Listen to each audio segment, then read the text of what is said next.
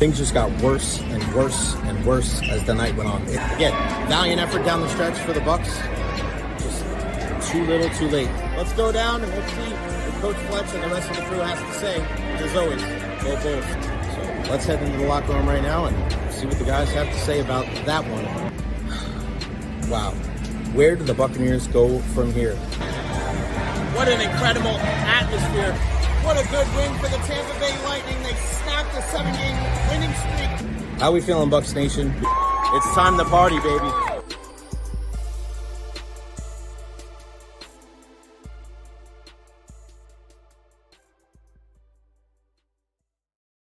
What is going on, everybody? How is everybody doing? Happy Wednesday and welcome to the Recher podcast. It is March 5th, 2025. I know it just started raining here in the Tampa Bay area, but that is not going to dim our happiness, our positivity, and our optimism because we're going to have a fantastic show for you today. We are live here on location at the Tampa Bay Rowdies training facility. We've got some big guests coming up, including our guy, Forrest Lasso, joining us on the program, as well as head coach Robbie Neilson. We're going to have Rowdies guests every single week as we get closer and closer to the home opener on April 12th over there at Al Lang Stadium. But they start the season this weekend. Can you believe it? And after watching training today, I am jacked up. These guys are ready to roll. I cannot wait to watch them. And listen, the big announcement yesterday, every single game this year is going to be on television. So not just the streaming networks, and we know in the past they've been on CBS and they've been on ESPN+. Every single game except two are on CW 44, and those other two, they're on ESPN2. I mean, you can't beat that. Incredible. So Tampa Bay 44, go check out the Rowdies. They start their action this weekend. They're in Vegas against the Las Vegas Lights, 10:30 Saturday night. Then they play in Tulsa, Miami, Charleston, so boom, boom, boom, boom.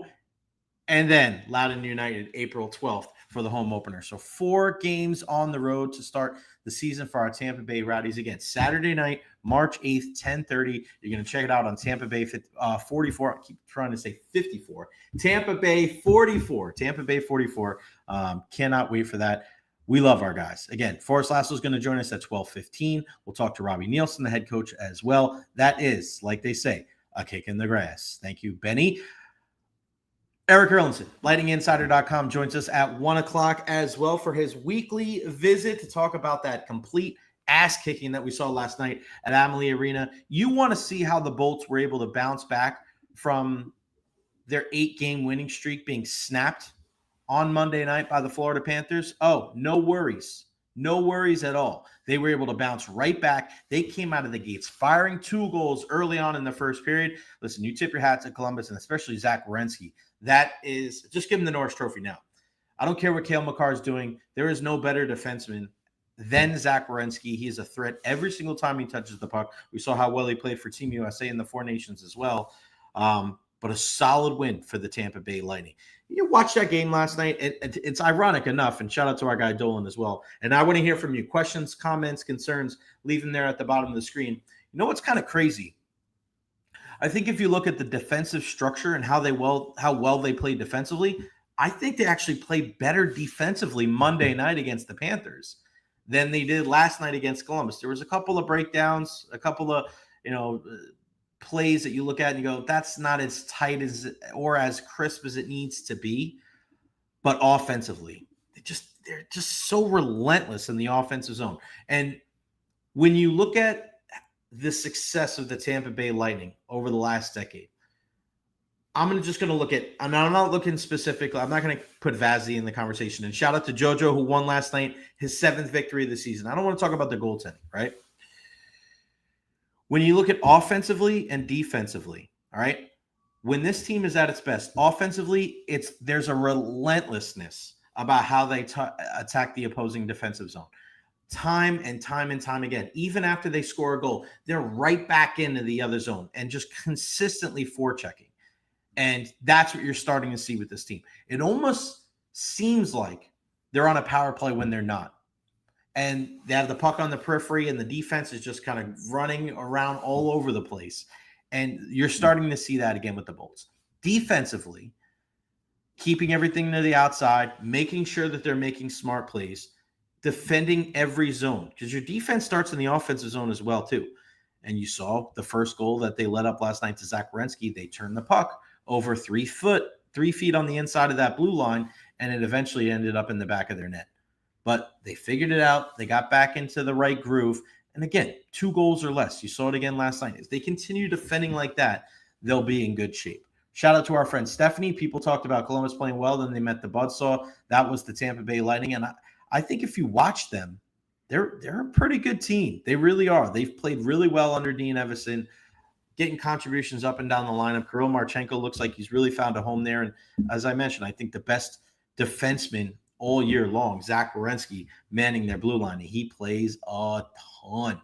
Do you think someone at the trade deadline might mess our good juju up? No, I don't think so. And here's the reason why, David. Because as good as it is right now, are they always going to win 8 of 9? Probably not, right? So you have to be able to play well even when you're not playing at your not having your A+ game all the time.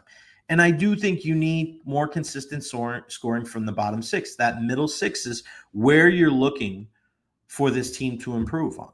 You're looking at, okay, it's good that Chafee scored again. It's good that Gonzalez is really skating well. But Zemgus Girgensons, who has been playing on the second line, right, with Cirelli and Hagel, I mean, that's your 4th-line winger, ideally. Like, if you want your team to really be a cup contender, Zemgus is a guy that's playing in your bottom 6, not in your top 6, right? We love the effort. He's big, he's fast, he's strong. But he has trouble putting the puck in the back of the net. If he didn't, then we would be talking about the guy that's making a lot more money and a guy that's scoring 30 goals a year. But unfortunately, that's just not the way it goes. So I wouldn't be worried about messing up the good juju. You can't worry about that right now at the trade deadline as we inch closer and closer. We're just a couple hours away. And I wanted to get to this, and I'm glad Nikki Kochi brought it up there on Twitter. Explain your tweet before the game about a potential trade. Okay, I'm glad that you brought that up. So I am not one of those people that is going to hold things back just for the sake of holding them back. I'm not going to tease things that aren't there. I am going to pass along the information as I get it to you. And what I heard from 2 to 3 people in and around the Tampa Bay Lightning organization yesterday was that something is in the works, something is cooking, something is being worked on. Reason being is you don't put a guy like Cam Atkinson on waivers, and he was in the game last night because he wasn't claimed, right? So, and we saw it a couple of weeks ago as well with I think it was Halverson, right? Just because you place a guy on waivers doesn't mean that like he's excommunicated and you don't deal with him anymore, right? The other teams have an opportunity, and I doubt that anybody claims Cam Atkinson. If he passes through waivers, he gets sent down to the AHL. But I heard from a couple of people, and it was different people too. It wasn't like, all right, this group of people together and these same 2 guys. It was 2 to 3 people that kind of told me that there is work to be done and that they feel like a deal is coming. So you take that for what it is. I pass it along, and that's the information that I got. Nothing specific when it comes to players, but I heard from somebody specifically, something is going down. You don't make the move from what you did with Cam Atkinson. You don't put him on waivers and then play him last night if there's not a reason for it, right? Do you bring back a guy like Yanni Gourde? Maybe. Alex Tuck is also a very popular name out there. But don't be surprised if Julian Brisebois is working the phones. I know that there's been representation all around the country at all these different games. You see Lightning scouts at a lot of these games. I would be thoroughly surprised if something doesn't happen by the end of the day today. Now, could that mean it spills in tomorrow? It could. But I'd be willing to bet that the Lightning will not stand pat. Like, they're not – this isn't one of those things, and I know – I'm sorry. I wish I could be a little bit more specific. I wish I could tell you. But I'm telling you exactly what I'm hearing, right? I would be willing to put my reputation on the line that the Lightning make a move at some point, either today or tomorrow. I just don't think that there's any scenario where this team looks at their roster and feels like that's what they want it to look like after the trade deadline. And there's a lot more discussion about there being deals this year as opposed to last year. And we saw the Lightning go out there and get Matt Dumba and Anthony Duclair. Now, another thing that I can confirm is that they are looking for a deal that is going to be a Brandon Hagel type deal. Julien Brisebois does not want to go back on the rental market. He does not want to be going out there and trading draft capital. He doesn't want to be trading current players or prospects, draft picks, money, none of that for a guy like Mikko Rantanen. I just don't see how that makes a lot of sense. Now, if you trade for him and then somehow, some way they figure out a way to sign the guy, which I think is a very, very small chance. That's a small number. I don't see that happening at all. So looking for guys with terms, looking for guys like a Brandon Hagel deal where, all right, do you think it might be a little bit too rich for the Lightning's blood to be able to, send a first-round pick, send a couple of prospects for a guy that maybe other teams won't go as deep on? Yeah, possibly. But you're going to bring a guy in here that is either a restricted free agent at the end of this year or a guy that has a year or two left on his deal that it's not a pure rental. That is going to be something that I am going to be keeping a keen eye on all day long. We saw Julien Brisebois last night, and he was in his box just like he is every single year or every single game. He's in there watching the game. Everybody else is doing their work, and I'm sure that he is keeping a close eye on what is going around the National Hockey League. We saw the deal yesterday with Trent Frederick going from the Boston Bruins to the Edmonton Oilers. And here's the other thing, and I like that, and it's Brock Besser Stephanie's bringing up. Don't be surprised, and we're seeing this with a lot of deals as well. And that's why when I brought up the idea about the deal for Yanni Gourde is you're starting to see more and more teams get deals done in the National Hockey League retaining salary. So, yeah, you look at Yanni and you look at how much he's going to get paid or how much he gets paid. And I think dollar in, dollar out, which you don't have to do this year, but you look at it that way too. How are you going to be able to afford him? Well, we're starting to see this more and more in the National Hockey League where it may not even be just that team involved with the deal. You may bring in a third team to take on some of that salary. And we saw that yesterday with the deal with Edmonton and Boston where Trent Frederick did go to Edmonton, but you bring in New Jersey to, eat some of that contract. They also got a prospect as well, LaChance, whose dad works with them, former player with the Islanders. Growing up, I watched him in the 90s.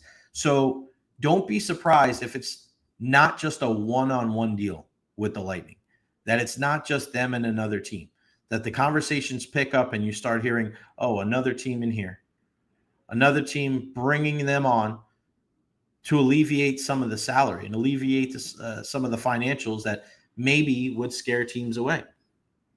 So I like it. I think it means that the Lightning are keeping their eyes peeled and they're ready to go, and they're going to make a deal here in the next 24 hours. So that's what I was hearing. Again, I'm not lying. I'm not a person that's ever going to be one of those people that's investigating or a source guy. That's not me. That's not me. I'm just going to tell you what I hear. And it just seems like the Lightning are not going to stand on the sidelines. They are going to be a part of what is going on with the NHL trade deadline.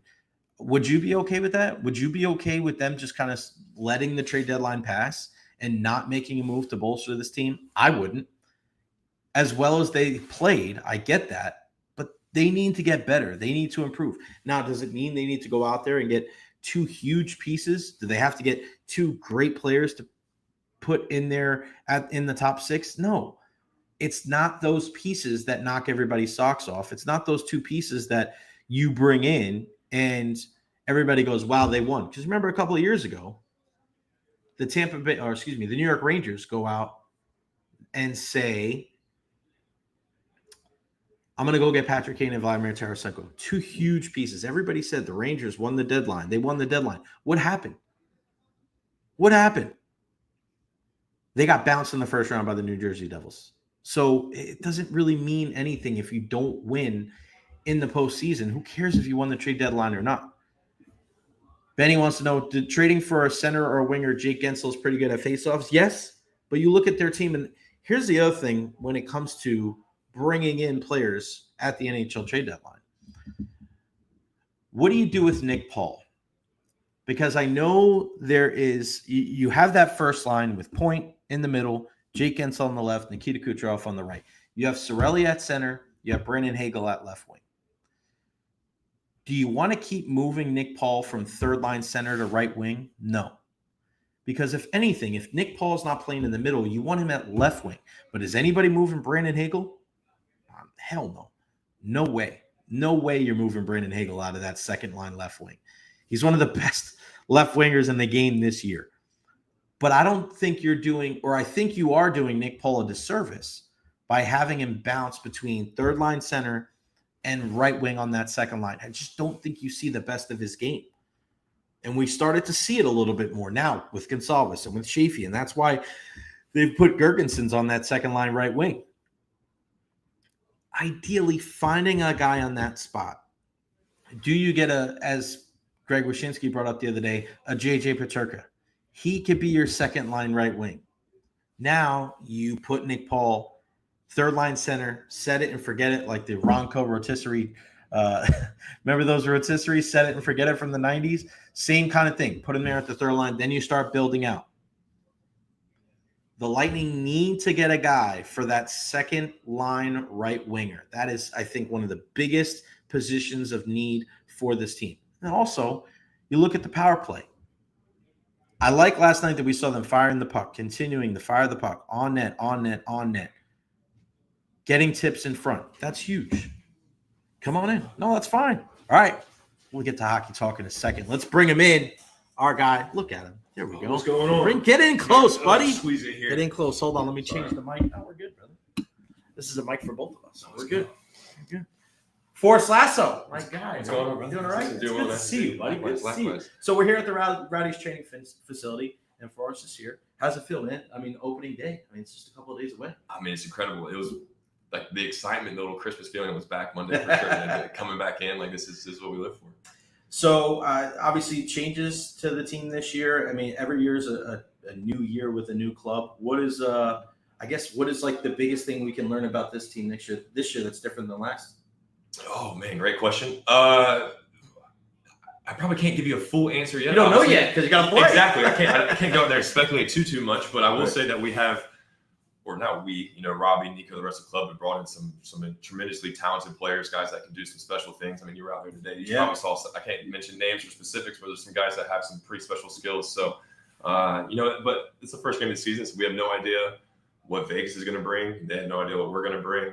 There's definitely going to be some wrinkles along the way, but I'm definitely excited to see the quality and product we put out there. Bro, I know it killed you so much not being out there last year, but you were still involved. You were still walking out with the team a bunch. What is it going to mean to you that first game when you finally, you walk out there with the team and you're going to be actually playing the game after being out last season? I just got chills thinking about it. I mean, I love what I do so much. It's such a blessing. And to go through what I went through, put a lot of things into perspective. Obviously, parenthood did a lot of that as well. But I never lost the love for the game, but going through what I went through definitely highlighted the parts that are indescribable. I mean, there's a reason why we've committed, or why I've committed, blood, sweat, and tears for now 31 years to this game or this craft. And it means the world to me. So then, piggybacking, I guess, on what I just said, of course, the competitor, the teammate, I want to win trophies. I want to lift things for the club.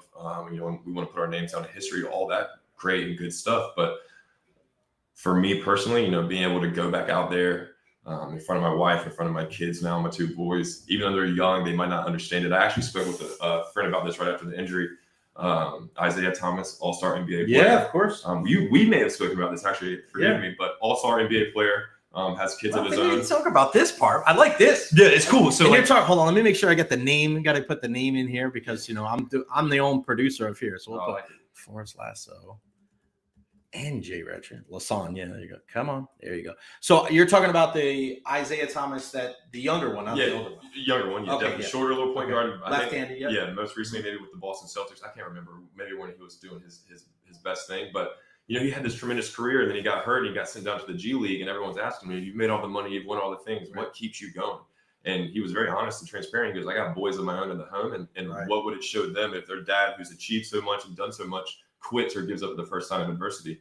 And for that just that hit home. It resonated. So for me, I think I'm the best in the world. I think I can literally do anything and everything. I have that stubborn confidence that literally, I think that's what puts me in these positions. But I want to teach my kids that lesson. I can't necessarily just say it. Actions speak louder than words. So for myself, first and foremost, for my family, for my friends, for everyone that looks at me for inspiration or support or encouragement, I had to now walk the walk and talk the talk. I had to do it myself. So that little piece of it, it woke me up every day. It kept me itching at it and grinded. And long answer short, I can't wait. There's going to be a ton of tears. There's going to be an emotional night. Oh, yeah. That's what it's all about. One thing, I was just having this conversation out there when you guys were training. It's you got young players on this team, but there's that core group of guys, Leo and Lewis and Aaron.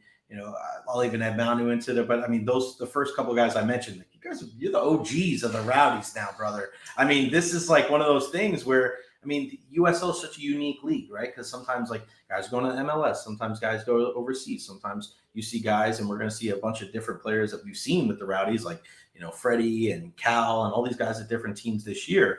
But what is that leadership group like? That core group, and we'll stay with those four guys. I'm not leaving anybody out, am I? No, those are the four guys that have been here the longest, right? You, Lewis, Leo, and Aaron. I believe so. I think so, right? Yeah, I think so. Castellanos coming back, but he's in the other group. He's in a different group. But I think those four, the core four, as I like to call you guys. Okay. And what is that like to know that, all right, you take care of your business, but those guys are going to be able to pick up the leadership slack. It doesn't just fall on one person. Yeah, it's a team sport, and go into the team sport, you've got 11 guys on the field, but it's also broken down into units. So we like to think we have, a goalkeeper and defensive unit. We have the midfielders, we have forwards, wing backs. You can kind of break it down a couple of different ways. So thinking about that theoretically, you need a leader or someone, a disciplinary that can kind of guide the guys in that position of the field. Right. So whether it would have been Lee, Neil, Nico, Robbie, obviously it's been a bit fluid over the years, but I think that's one of the great things about the Rowdies. There's been a sense of continuity and consistency, obviously since 1975 in the history. Shout out to the 50th year. You got to throw in that plug a little bit. Yes, sir. But you look at the guys, Keith Savage. You look at these guys that have been part of the club, and they weren't just here for one go about. And then you said yourself, guys like myself, guys like Lawrence, guys like Cassie, guys like Tommy. This is our second phase. We've been here before, and we came back. For me, that speaks volumes on what Tampa has to offer as a club, but it also speaks volumes on maybe on the players want to come back. It's a two-way street, most definitely. But the core, it doesn't, respectfully, Jay, it doesn't matter if it's my name, Lewis's name, Aaron's name. I think those guys, myself included, maybe we do a good job of portraying the pillars or fundamentals or foundational pieces that the club is built on, but it's everyone on the pitch, and that's what they've done a really good job of bringing guys in. But to give you the answer maybe we're looking for is, the older guys, we've been around the block a few times. We've gotten in trouble more than most. We know how to do things right. So, that's where we kind of come into play. So whether it be, hey, pick up your water bottle, or hey, help us clean this up. And it's really small details that I believe make the long-lasting impact. So for the four of us, we just try to stay as humble as we can and remember that, at any moment, and I learned this a lot last year, we can be replaced. Yeah. It's a business. There's always someone next up who's probably better. So we have to really focus on the small details. And it's just the history of this club, too. Perry Vanderbeck's still around. That great hair that he's got. Jeff Attinella, a really good friend of mine. The guy that was, big time with one of the stars that you guys have. I can't wait. I want you guys to win the championship so bad. It's every single year. I get so excited. More excited about you guys because I've been so close to the club the last couple of years and the access. And it's a special bond, with the Rowdies and our community. But I want to ask you about that too, because when you look at the team, I talked to Jordan Farr after it was announced that he was moving on. Did such a great job for you guys. He's just incredible. But he said, he's like, Jay, when you talk to other people, the Rowdies name carries a lot of weight. This isn't just people don't say, oh, it's the Tampa Bay Rowdies. They play in the USL Championship.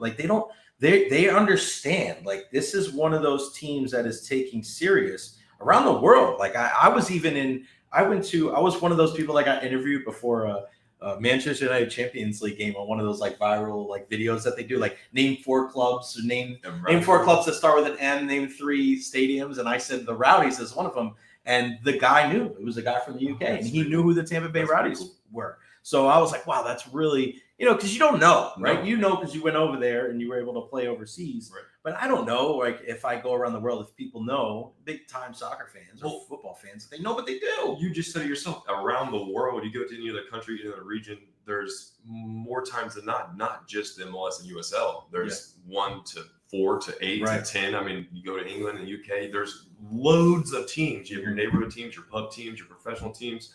So those people in those regions, they have plenty to remember on their own. Why would they care about what's going on in America? Right. That's what's fascinating. I know. You go into Asia, you go wherever, and hey, there's the green and gold, and there's someone's wearing a throwback Rowdies shirt. Like, hey, that's pretty cool. I know. And Robbie Neilson now, we'll be talking to him here in a little bit. What about any adjustments for him now? Like second full year now with the team. Have you noticed anything different with him as far as his adjustments going from the first year to the second year? Yeah, I mean, I think he's like all of us. I think you just get better as you go. I think being an American who went abroad and had to put myself into those cultures and submit to those, or immerse myself into those cultures. It's challenging. Luckily, there's not a language barrier, and the football is more or less pretty similar. So, I think he's doing an incredible job. I think that the hardest obstacle for anyone is just understanding the league, understanding your opponents. I think, like you said, the USL has maybe in the past had more turnover player-wise and coaching-wise than more recent years. But with that part of the game, you got to be fluid. You got to adjust. You got to be able to make shifts on the fly. And I think we did a pretty tremendous job considering that was his first time out last year. So I like to think that the off seasons where we iron out all our kinkles and the product we put out there now will be even better. So how crazy is it that Neil is back in the league and he's coaching for second? That's part of the game. It's crazy, right? Like, and I just, as soon as I saw that, I go, yeah, I'm sure his wife and kids are happy to be back in the sunshine. That's one playing there. One playing there. That's unfortunately part of it, but that's the funniest thing is sometimes you think you close that door for good, and then most times you turn around and it opens right back up in your face. So I can't wait to see him again. Obviously, he's a legend around these parts, but when it comes time to I can't remember what date it is, but it's go time. We're not friends. No, of course not. I mean, that's the thing. Is a friend of mine told me years ago, you always want to beat your friends. You always want to beat your friends. You always want to have that over. So what else have you been doing since the last time we talked as far as off season? Home life, how's everything going there? Home's great. I got 2 boys under 2, growing up faster than ever. It's sleeping through the night. We're getting there. We're the youngest one is just now creeping up on a full 8-hour shift. Okay, so, good. It's been a fun 2 years, no doubt. I loved every second of it. I'm pretty active on social media, so I think a lot of people that follow me, or my wife, they see me and our kids and how crazy it is and all that good stuff. But no, it's been good. It's honestly been the biggest blessing in disguise. People laugh and they say, how was your ACL recovery, all this, and that's the story for another time. What I'm saying is, my joke is, if you get hurt, if you want to rehab and get back to it, just have a kid. Just literally have that kid, have 2. Hell, I mean, it's like, I still can't, shout out to my wife. She's an absolute superhero, but they made the toughest, deepest, darkest parts of my life insanely the most enjoyable. Like, I had the most fun I've ever had professionally these past 7 months. 100%. 100%. So their family's good, man. They're awesome. I can't wait to go home and see it right now today. I got a picture from my wife just a second ago of the neighborhood cat brought some dead animals to our front porch, and my 2-year-old's running around and all this stuff. So I don't know. It's but no, it's amazing. What is personal goals for you, right? Because you're a guy that I was just making this remark outside of. I can't wait to go and see how many aerial duels you win in the first couple of matches, because you just own whether it's offensively or defensively. Like that's your plot of land right there. I saw one out there today where here's just a whole scrum of 14, 16 people there, and then here's just you flying through the sky, heading the ball, and I'm just like, man, that's got to be. Do you set a goal for yourself for goals as a defender? I know it's tough, but do you set any kind of personal goals? Of course, I think you have targets because you want to achieve them, and keep you something like the carrot in front of the horse. Metaphor, more or less. I will say I have had a few goals over the years. Not anything. This may seem crazy. I've never once set the Defender of the Year goal and never set the best 11. I thought having those goals in an obvious way were too selfish and wouldn't allow me to do what I needed to do if I was only focusing on myself. Right. So for me, like you said, I wanted to be. I think I'm the best. I wanted to be the best, and to be the best, I have to put in the work. So that was it. It's like, how can I just be the best version of myself? And now over the years, obviously the accolades and all that good stuff have come with it. So to give you a long answer to this, I've been so blessed to have those things, to have the plaques and the awards, and I'm eternally grateful. And it's truly speechless. But for me, what goal do I have right now, Jay? To tell you the absolute truth, I won't comeback player of the year. Yeah.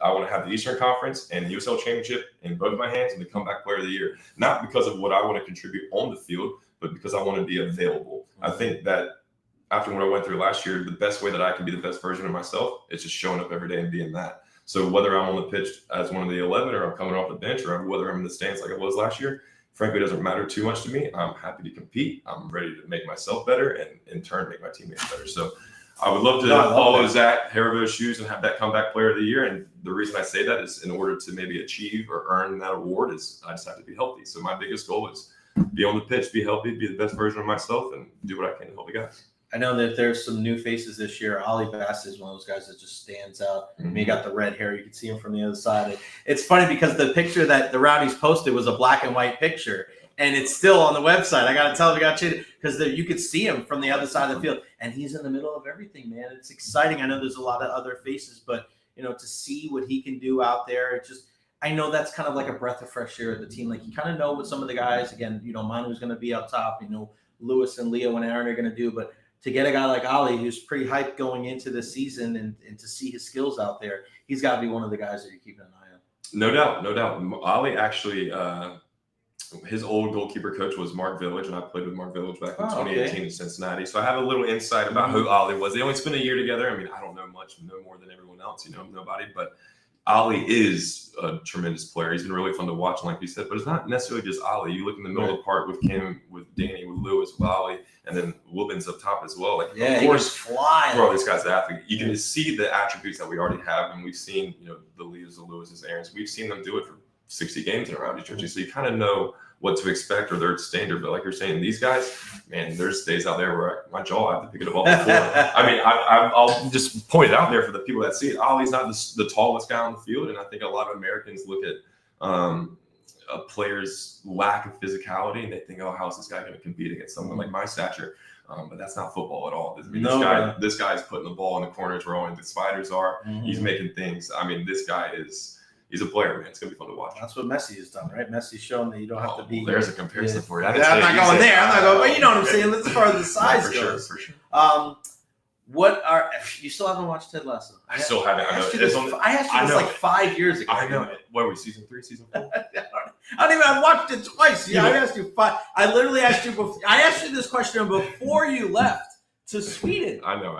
And you still haven't watched it. I had 2 kids. That's my excuse. That's true.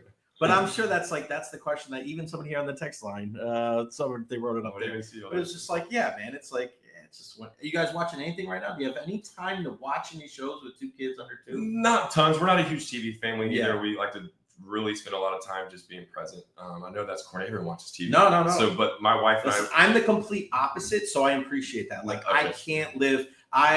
When my girlfriend first started dating me, she walked into the room one time, and I literally had 3 laptops, my phone, and a TV on all at the same time watching games. No, I mean, we're all good. One of them was a Rowdies game. It was a midweek game, and she goes, "This is my life, isn't it?" I go, "This is what you signed up for." I wish there was a part of me that I didn't have to, but it's just like, because you're right. I like the fact of being present and not like depending on something else for entertainment and just being. But I also think it's a unique situation. Like for me, I get such a fill from sports and that competitive drive that when I go home, it's like I'm good there. I will watch soccer till the day I die, but I need a couple hours. Give me whatever. Let's play a board game or something. But sorry, we got distracted. What are we watching? We have gone down the rabbit hole of reality TV. Or what other synonym you want to put in there. So we have Love is Blind, Southern Charm, Summer House. Like we have Love is Blind. Yeah, we're in Love is Blind, the new season right now. Okay. It's quite entertaining. Some characters more so than the others, but I don't choose. When I get home after the long days we have, and my wife's like, "Hey, you want to sit down and watch a show?" I'm like, "Put on whatever you want." Yeah, I'll get into it with you. I'm a team player. What other sports are like other than if you're watching? So what other soccer do you watch? I mean, all Premier League or whatever. Of course. Premier League's probably the most successful. Ever ask you who you like? I grew up a Chelsea fan. So, like, in my more recent years, I'm a fan of the sport, obviously. Okay, I just love watching good quality footy, obviously, with all the transfers. And there's just so much movement that as a sportsman, I don't have a specific team. Okay. I grew up a Chelsea fan. I grew up playing for the Chelsea Academy. So that was where my allegiance first took me. Is that why you like them, or did you that was why. Okay. I was. Who was your favorite player growing up? I mean, growing up, I was John Terry. So John Terry, Frank Lampard, Andre Pirlo, Carlos Schwarzenegger. I mean, I was a defender literally from before I even knew it. That was like who I liked watching. I loved Ashley Cole, Frank Maluda. Like, I watched the old school Chelsea guys. I didn't know soccer. So when I was growing up, all my friends had teams, and they're like, who do you support? I was like, I looked down. I was like, well, I should support the team that's on my shirt. So that's how it all started. But now, I mean, I'll watch it anything. I being able to travel around the world, I still watch some Al Svensson games. I watch the Saudi League. Now, if the footy's on, I'll put it on. Yeah. But to this point, I try not to put it on around the house too much because my family definitely they over it a little bit. A little bit. I mean, my son every time soccer's on TV, he says Bubba, which is dad in Turkish. Yes. So he thinks every soccer player is me, which is so cool. Like, that's great. I wish that was me, but no, it's not. So a John Terry fan.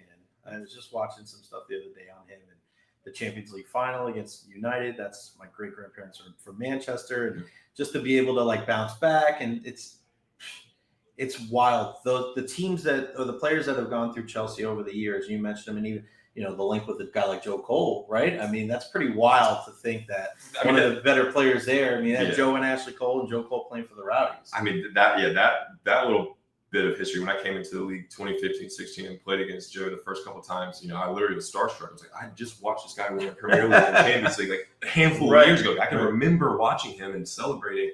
And then there's actually that clip. I still have it saved somewhere on social media. I was with Charleston. Joe cuts into the box, and I read it, and I just a Forrest Lasso challenge. Just went into him, knocked the air out of him. He did not like it. It wasn't a foul.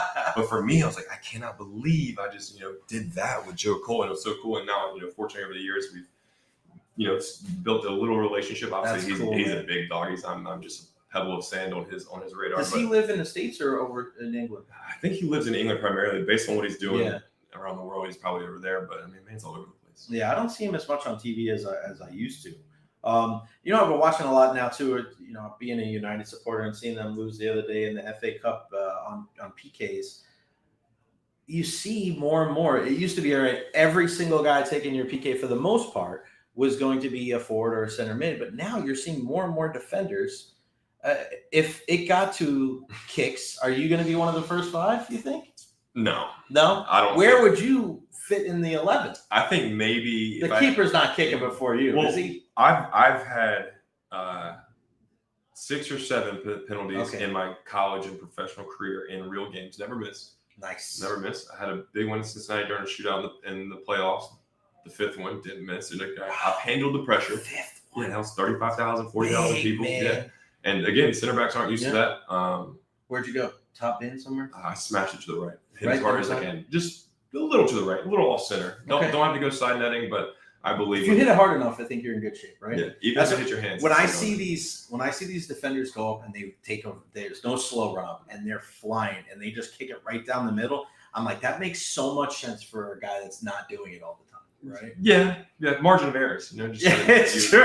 Why try to put it in the corner when I can end up putting it in the stands? I'd rather just go right. Yeah, exactly. Man. No, I'm maybe we'll see. I like it, man. As much as I want to put the defenders in the PK 5 or the first 5, it's just we have guys that just that's their thing are better at it. They're guys Manus that they score in their sleep. So they get paid to score the goals. Exactly. How exciting is it that you have the 2 cup competitions this year too? So I remember when they were talking about reintroducing the U.S. Open Cup, and now you guys have that, and you have what was it, the Jägermeister Cup? Jägermeister Cup. That's going to be you guys in the League One USL. The other one is the U.S. Open Cup, USL Championship, and MLS. Like, how cool is that? Because I think that's one of the things that I enjoy the most of watching soccer overseas is, you may have a Premier League matchup, but you could also have an FA Cup match, a Europa League, a Carabao Cup, and a Champions League match for different teams throughout the league. I mean, how cool is that to know that you're going to be playing in 3 competitions in one season?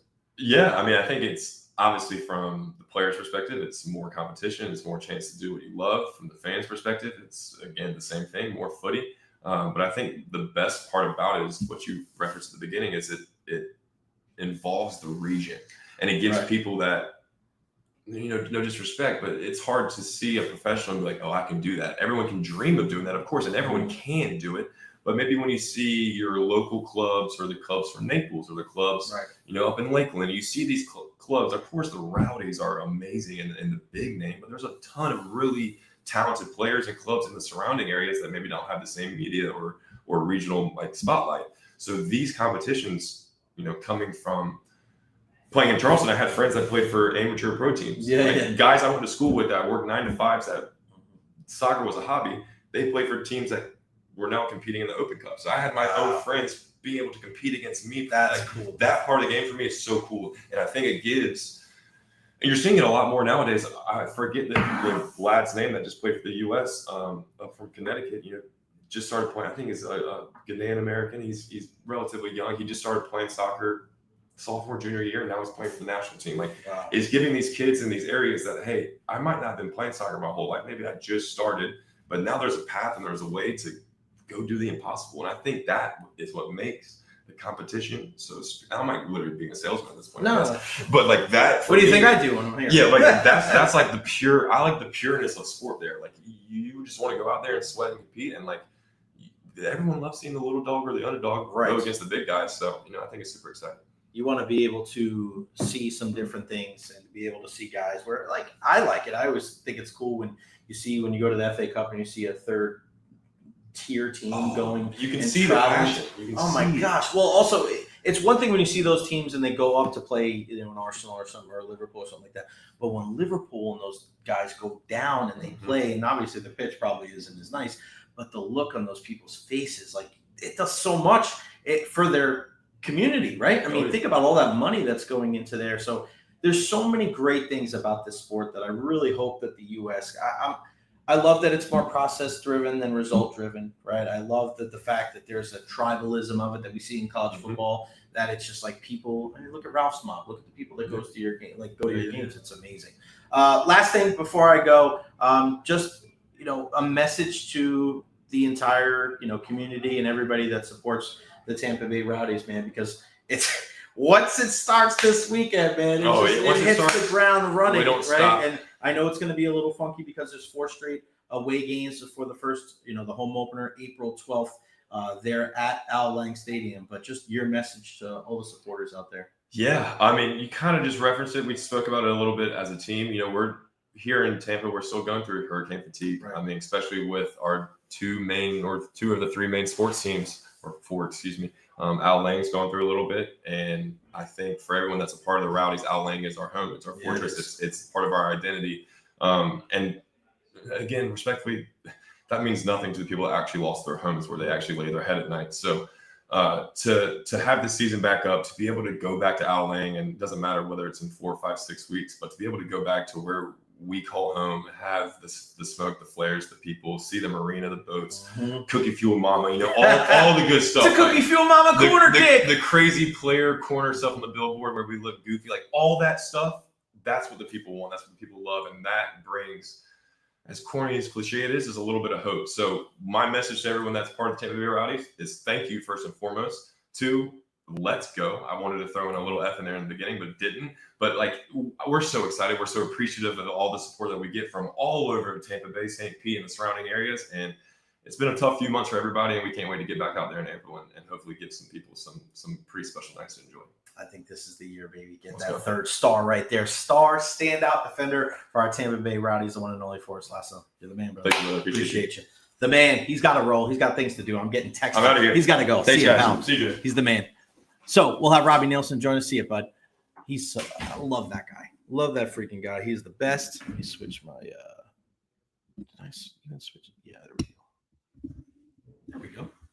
You want to adjust the microphone for kind of a straight on approach. I don't think I sent the link to Erik Erlendsson. He just texted me. Got to make sure Double E joins us at 1:00. But wow, how great is Forrest, huh? I'm such a jerk. Sorry, pal. Sending it now, buddy. This is the one thing when you do this when there's no breaks. I hope you guys enjoy like seeing the peek behind the curtain of what it takes to get things like this done. It's great. All right, G7RZ. All right, there we go. All right, I just sent it to Erik Erlendsson. Okay, a big thank you to our guy, Forrest Lasso, for joining us on the program. How great was he? He's the man. All right, back to J. Recher solo. Questions, comments, concerns, put them there at the bottom of the screen. I swear for 1 second that was when you said that, David, I was like, oh my God, how cool would that be if like a punked episode with Forrest Lasso? That would be pretty badass. All right, let's talk some NFL news today before we get to Erik Erlendsson at 1 o'clock. So Bengals defensive end Sam Hubbard retiring at the age of 29, announced earlier today. Was that surprising? Yes. And how does that impact the Tampa Bay Buccaneers? Here's one way it could. So we had Scott Reynolds on yesterday. He does such a phenomenal job for Pewter Report, and they put together these battle plans. He already has his. Josh Capo has this. It's up there on pewterreport.com. You can go check it out. Not right now. I need you right here. But one of the battle plans, or one of the parts of the battle plan, and also one of the players that I think a lot of people were having this discussion, and if you missed it, it was the conversation that we had with Rick Ucchino from up there in Cincinnati when he brought up, hey, a lot of people are talking about trading for Trey Hendrickson, but what about a guy like Joseph Osai? And Joseph Osai, as Scott Reynolds and I spoke about yesterday, that could be a Shaq Barrett type, right? You bring him in, didn't get the opportunities playing behind Trey Hendrickson, playing behind Sam Hubbard. Maybe get Joseph Osai in a one-year prove-it deal. You bring him in here with the Bucs, and he flourishes and he takes off. Well, that was part of Scott's battle plan. Go out and sign Joseph Osai to a one-year, $4.5 million deal. I love that. I think that would make a lot of sense. But now, where you look at them needing help on the outside, unless Joseph wants to leave, unless he wants to go to find greener pastures and get more of an opportunity, like you would think that he's probably going to get more of a chance now that Sam Hubbard announced his retirement. 29 years young, Ohio State grad. This is an Ohio guy through and through. And now you look at it, and if you're Cincinnati and you know what your offense is looking like with Joe Burrow and Jamar Chase, you're trying to figure out what the deal is with T. Higgins. You need to accumulate talent. You need to assemble guys, especially on that defensive side of the ball, that are good players. So the fact that they would let a guy like Joseph Osai out, and like, who are you going to bring in that's going to be better than that dude? I don't know. Tyler Lockett being released has to help us a bit with Godwin. I don't know. I don't know if anything that goes on with any other wide receiver is going to necessarily help or hurt the deal with Chris Godwin. Because he is a guy that's kind of a standalone, maybe a T. Higgins, maybe a Devontae Adams, maybe. But Chris Godwin's Chris Godwin. I don't know so much if the Tampa Bay Buccaneers are worried. I think they'll let him go possibly test the free agent market. Maybe. Go see what your value is. Possibly. But I don't know if the Bucs are going to be blown away. I don't think the Buccaneers are going to get into a position where somebody comes back or Chris Godwin comes back and is like, oh, this team's going to give me $30 million. Not coming off of that second season-ending injury. I think there's going to be a little bit of a buyer beware. But we'll see. Also, Joe Thuney getting traded. I have so much respect what Joe was able to do last year. Two-time All-Pro guard who kicked out to left tackle because of the injuries there with Kansas City. He gets traded to the Chicago Bears for a 2026 fourth-round pick. Listen, it makes a lot of sense that the Kansas City Chiefs move on from Joe. He was the MVP for the Chiefs last season by his teammates. Again, moving to left tackle, but you saw in the Super Bowl against the Philadelphia Eagles, like, he's not a tackle. He's a guard. He's not. And he's able to go there and do the best that he could. But they knew going forward that there's other priorities. And when you have Trey Smith that they just put the franchise tag on, that's their guy moving forward. Because Joe's 32 years old. Are they going to be able to extend him? No. That's why they moved on, and they got a 4th-round pick for him. I like what Chicago's doing. You got to do whatever it takes to protect your biggest investment, and that is your quarterback, Caleb Williams. On Tuesday, they traded for Jonah Jackson, another guard. So now you're set at guard if you're the Chicago Bears. And you start looking around, all right, building from the inside out, fortifying the trenches. You have Braxton Jones at left tackle, okay?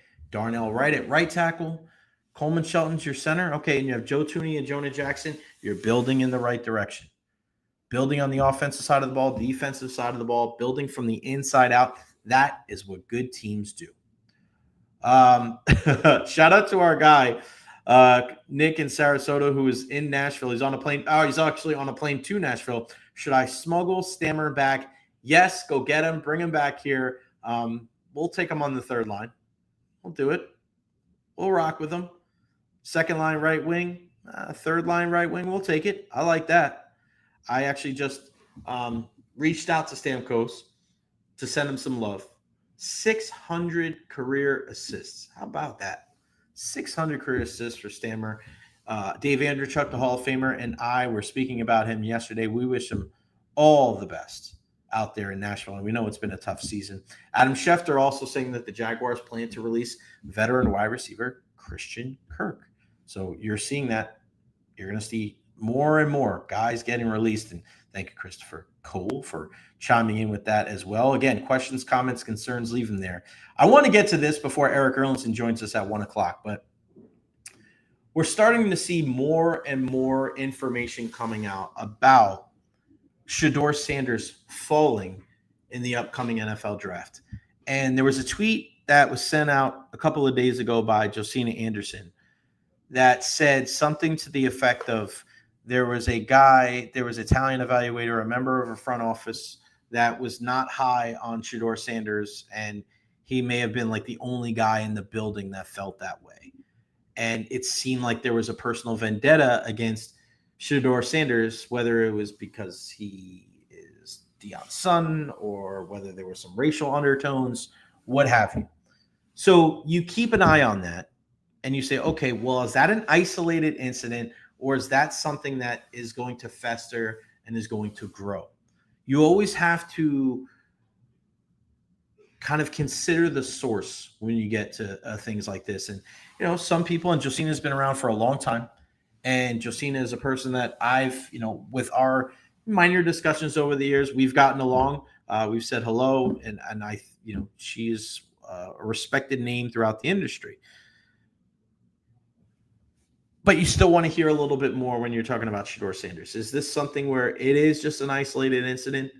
Do you want to hear from more people? And then you listen to Dan Patrick yesterday and Matt Miller, NFL draft scout on Twitter. I think it's hard to find a team right now that says, yeah, that's our guy. Okay, that's another person.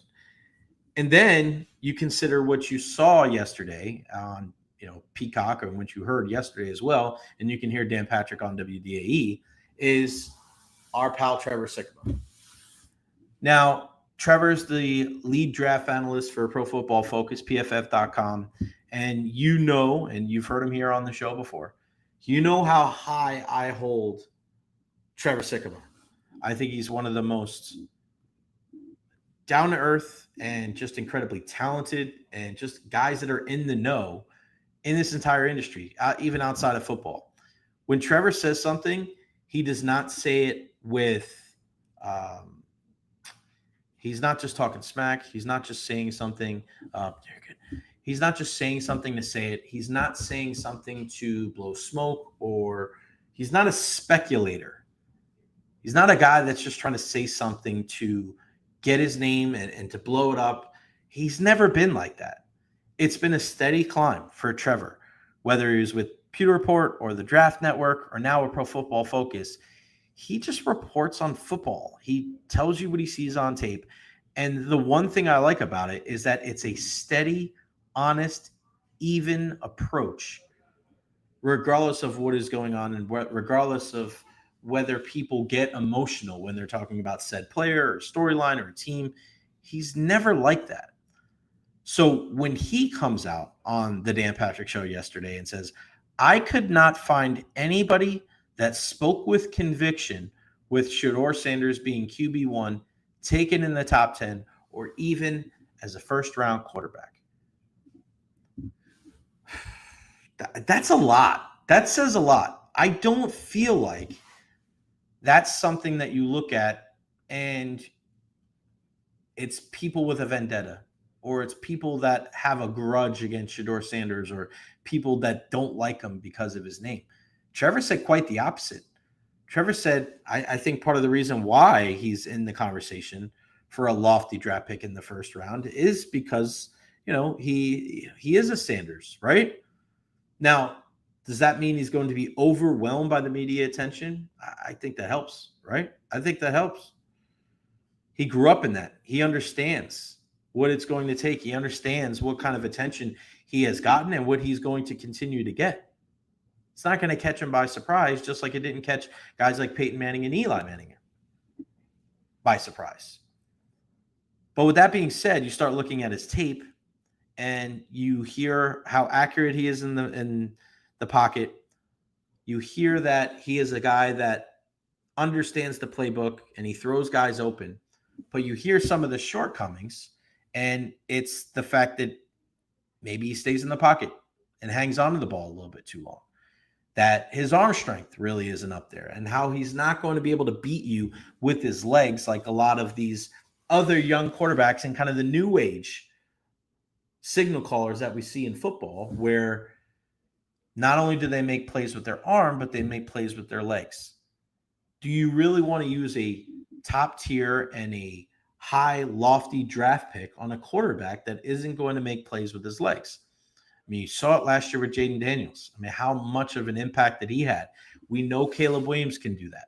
We know that Patrick Mahomes and Jalen Hurts can do that, and Lamar Jackson and Josh Allen and Bo Nix, right? And Justin Herbert and Trevor Lawrence. I mean, Baker Mayfield. You look at it, I'm listing guys because they're at different tiers. I just listed MVPs, but I also listed guys that, farther down the line, looking at guys like Trevor Lawrence.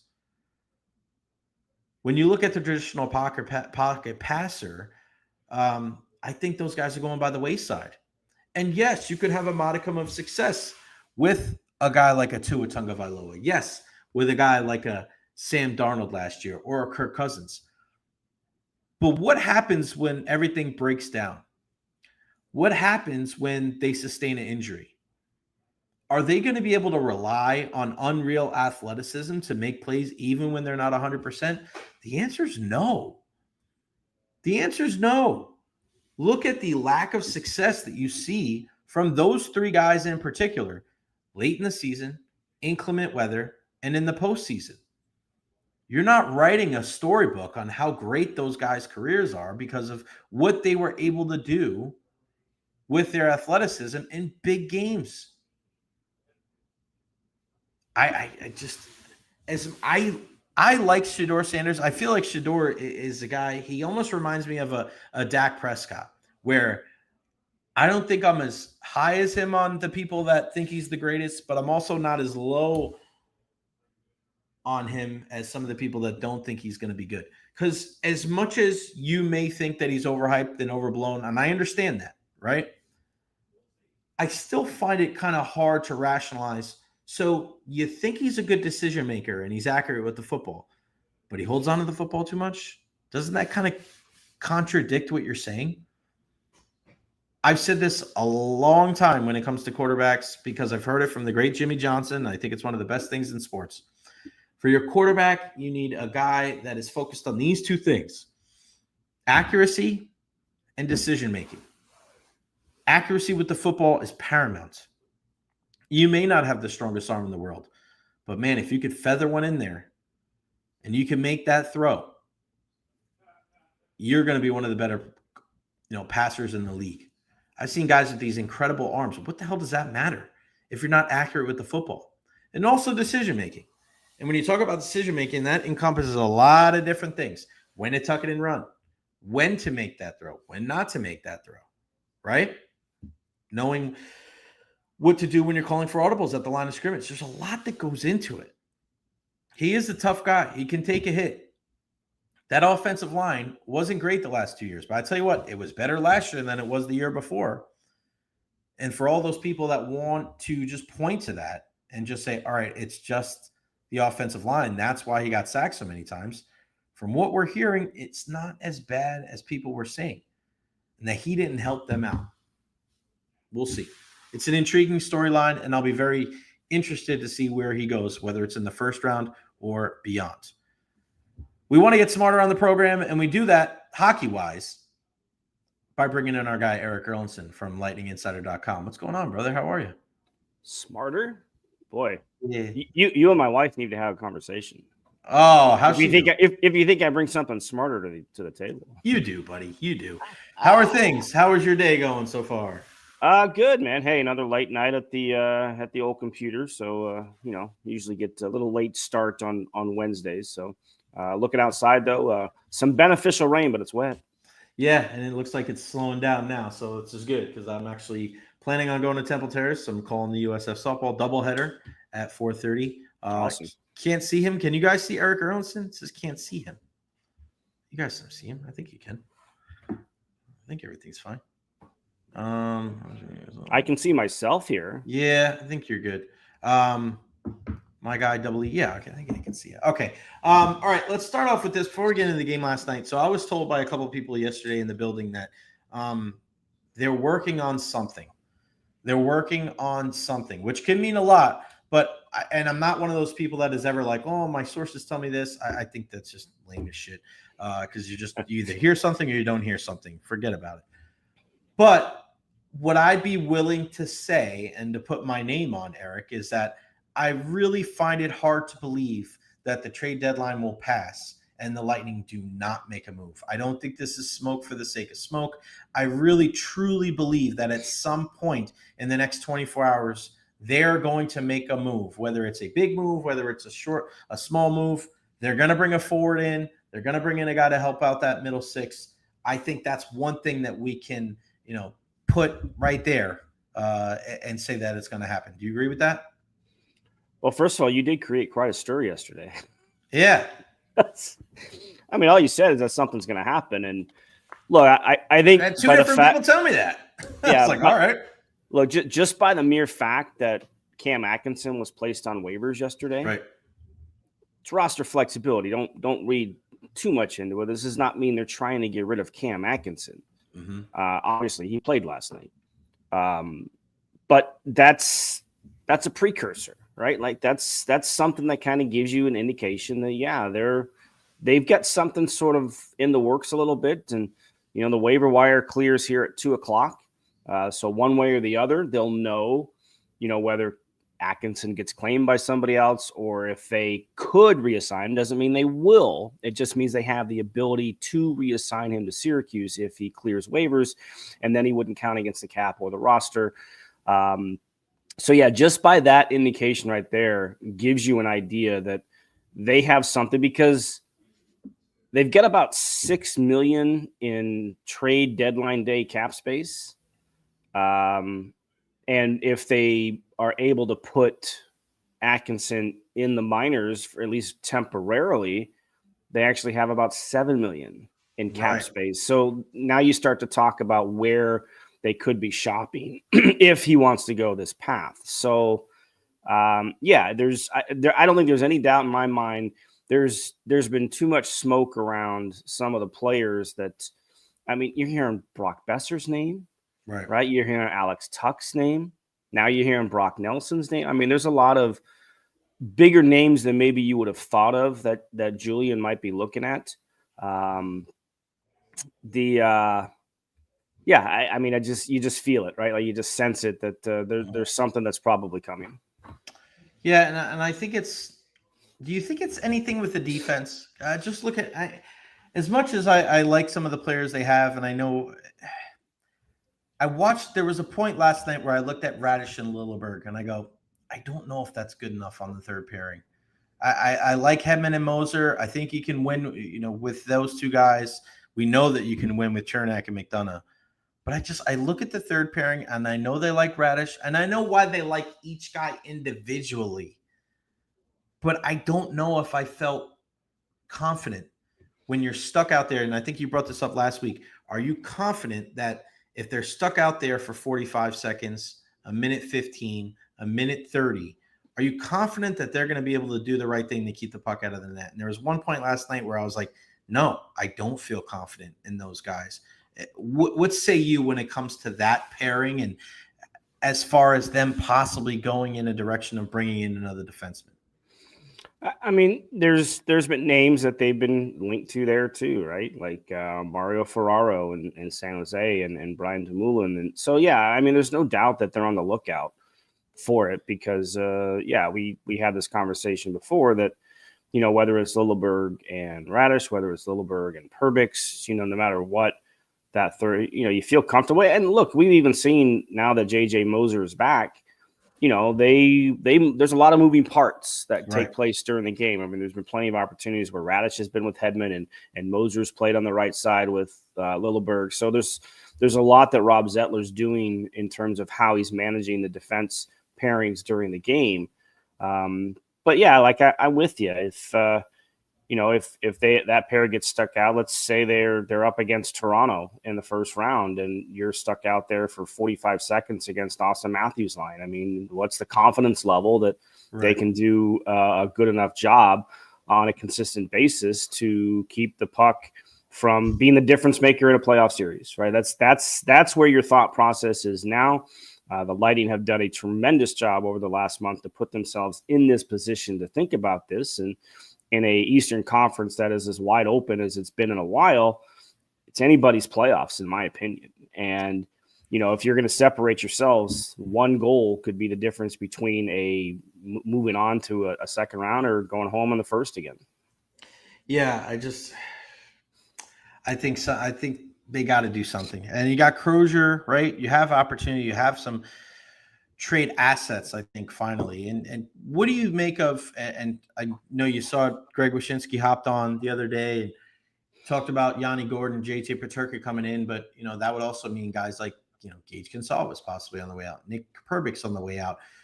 Looking at some of the guys that are on the roster now, who are the most likely guys to go out? Not saying that they will, but it kind of is those guys, right? Is there any – you look at the top, I'm going to look at 8 forwards. The first line ain't going anywhere. Hagel, Cirelli, Paul ain't going anywhere. I don't think Gergensons and Glendening are going anywhere. I look at those 8 forwards, and I don't think that there's any chance that they get moved out. I'd be very, very surprised. Defensively, the top 4 guys, I don't think any of those guys move out. So you just look at those 12. You're not moving JoJo. You're not obviously moving Vasilevsky. So you got 14 guys, I think, that you kind of look at and you're like, all right, 14 out of the 20 guys that would suit up for a game, I think are, I don't want to say untradeable, but just not likely to be moved. Is there anybody else that I'm missing when I'm talking about Asimont, when I'm talking about Chafee or Gonsalves or Radish, Perbix, Lilleberg, any of those guys that could be included in that group? Or do you think that there's a possibility that they could be moved on? Yeah. I mean, if you're, again, it's because they've been linked to JJ Peterka and Alex Tuch, right? In Buffalo. Division opponent. It's a little rare to see those type of deals made within the division, but they've been linked to them, right? Well, Buffalo is not in a situation where they're looking for futures anymore, right? Like they need players who can come in and help them now because they've got the longest playoff drought in the NHL. And it's crazy. They're looking to turn that around with some roster management. They've made some poor decisions on some contracts, and some guys like an Owen Power has not yet lived up to being the number 1 overall pick. Rasmus Dahlin is there pretty much now, but so if you're talking about those guys, I mean, I don't think Buffalo wants first round picks. They'll take it in a package deal, but they're not looking for draft picks for players. They're going to look for roster players or players that can play. So, dip down a little bit deeper and, a Connor Geekie or a Dylan Duke or, an Ethan Gauthier, a Max Groshev, guys who were, some of their higher end prospects are going to be in this conversation as well. So if they're looking to make those moves with a team like Buffalo, then yeah, you're going to have to include players that are NHL caliber players and not futures. And that would mean, an Asamont or a Chafee or a Gonsalves or, somebody like that. I saw an article last night too. Yanni Gourde looks like his old self in injury return, but Kraken still fall to Minnesota. Yeah, it's kind of interesting, right? Like, I don't know if it's because the McDonough thing worked out so well, but it just seems like everybody wants that nostalgic, right? Like, bring them on back. Yeah, no.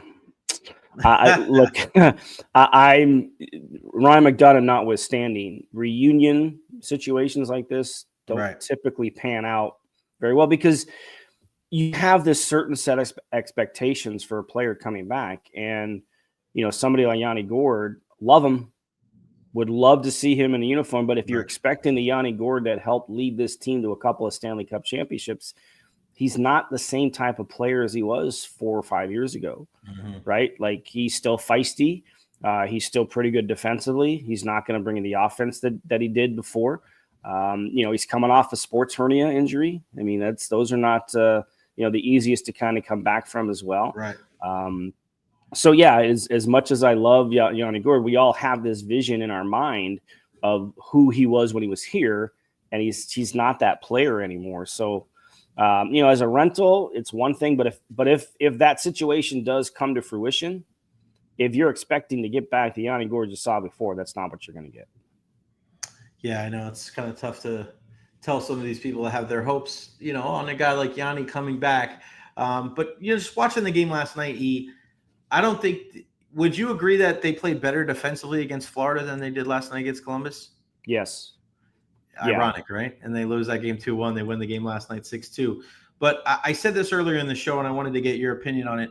I feel like the two things that the Lightning were able to do, one offensive and one defensive, when they were at their superpower, was offensively they were relentless. Whether they scored a goal or not, they would just churn and forecheck. And even if they scored a goal, they went back in there. And it almost seemed like against some of the inferior competition, like they were on the power play when it was 5-on-5. Defensively, they were harder to play against, and they didn't give away chances like candy. I feel like we saw that in the winning streak, and you saw better defensively against Florida, better offensively against Columbus. But what is your optimism level when you're looking at this team and saying, hey, that's the brand of hockey they need to play if they want to make another long postseason run? To me, the biggest thing is their puck management. Mm-hmm. I mean, there's such a difference right now between the Lightning in February and the Lightning in November, or even parts of January. Because you look at how many games in the first half of the season were close games in the third period, and they would be the one to make a mistake because they try and force things. They don't let the game come to them. They try and force plays to happen. Well, it's been the complete reversal here of late, right? Like last night, I think it was their 21st consecutive victory when leading after 3 periods. Which 2 periods. Yeah, leading going into the third period. I was going to say if they, I think they're a perfect record with the most wins leading up to 3. I've been there. Yeah, it shows you their mentality and their commitment, and it really goes back to the 2 games against Ottawa. I mean, we're going to look back at that 2-game set against the Senators where things really turned around because they pulled a sweep, and they did it because they were committed to. And look, like we talk about playing defense. Well, playing defense also means sometimes defending or simply not allowing the other team to be on offense, right? And that can be from a good forecheck. I mean, the shift that led to Victor Hedman's first goal last night was as dominant of a shift as we've seen from this team in a while. Kept the puck in the zone for probably a good 2 minutes before Hedman scored to make it, a 4-1 game, and kind of took that game away from Columbus. To me, that's the biggest thing. So we talk about defending. I think they've done a better job of protecting the middle areas of the ice. We've seen many times of late where the opposition will try and get the puck to the slot area, and there's a Lightning player there, right? So early in the year, you would see sometimes all 5 guys within 5 feet of each other trying to surround the puck without keeping an eye on what's going on behind them. And I haven't seen as much of that of late, and I think that's a big part of it. So those are the things that kind of tell you that, that's a winning style of hockey. Right. That's just, it's not always going to lead to wins, but just like the game against the Panthers, it's going to put you in opportunities to have a chance to win. And that's all you can ask. That's all you can ask from your team. I know they didn't get the 2 points, and boy, we'd love to be talking about a 10-game winning streak now, not a 21-game winning streak, a 10-game winning streak right now. If they could have found a way to pull that one out, and you hit a couple of crossbars, Ryan McDonough gets a shorthanded breakaway opportunity he can't finish. It looked like Mikey Asamon had a goal, and it hits Gergensons in front. I mean, you had, and those happen in hockey sometimes, and that's kind of what happened on the Monday night. The key is they got back to being, and I know Columbus had more opportunities last night, but Columbus is an attacking team. They rely on their offense to try and help them win games. They're not the best defensive team. And the fact that the Lightning were up 2-0 90 seconds into the game didn't necessarily change the way that Columbus was going to attack, but it forced them to maybe attack a little bit more than they would have liked because they had to open up the game. Yeah, you saw that. There was a lot of holes, that Columbus defense, which is ironic because I think they have the best defenseman in the world right now in Zach Werenski. Take us through why Cam Atkinson, it goes from $6 million to $7 million. And I know we've talked about how the cap, is counted on a daily basis, but is it, if I'm mistaken, please tell me, it goes up. Why does it go up like that drastic? Is it one of those things where it's like 6.9 million to 7 million, or does it go from 6 million to 7 million just on one day? Well, remember, it's trade deadline cap space. It's not like actual cap space. It's what they could fit in under the cap for the remainder of the year. And if you remove a $775,000 contract, that's basically what you're opening up with a little bit more because it's prorated, right? So it's again, it's not to bog down into too many terms. It's just that's why people tune in, man. This is what we talk about here. It's just what it's because everything is accumulated on that daily basis. So it's right. Man, it's so hard to kind of explain why that opens up almost $1 million because it's the rest of the season. So if you take that 775 out, that opens up that space in the jar. If we're throwing coins in every day to accumulate, now you take that space away. You don't have to add that in. So now all of a sudden the potentially accumulated space is a little bit more than it was. So it's just taking a player off the roster, taking a player off the cap. That's basically the best way I can put it. So it's the portion of 775 that hasn't been accumulated yet this year because he's gotten paid, part of that already this season. Yeah. So less than half. So you're looking at a couple $100,000. Yeah.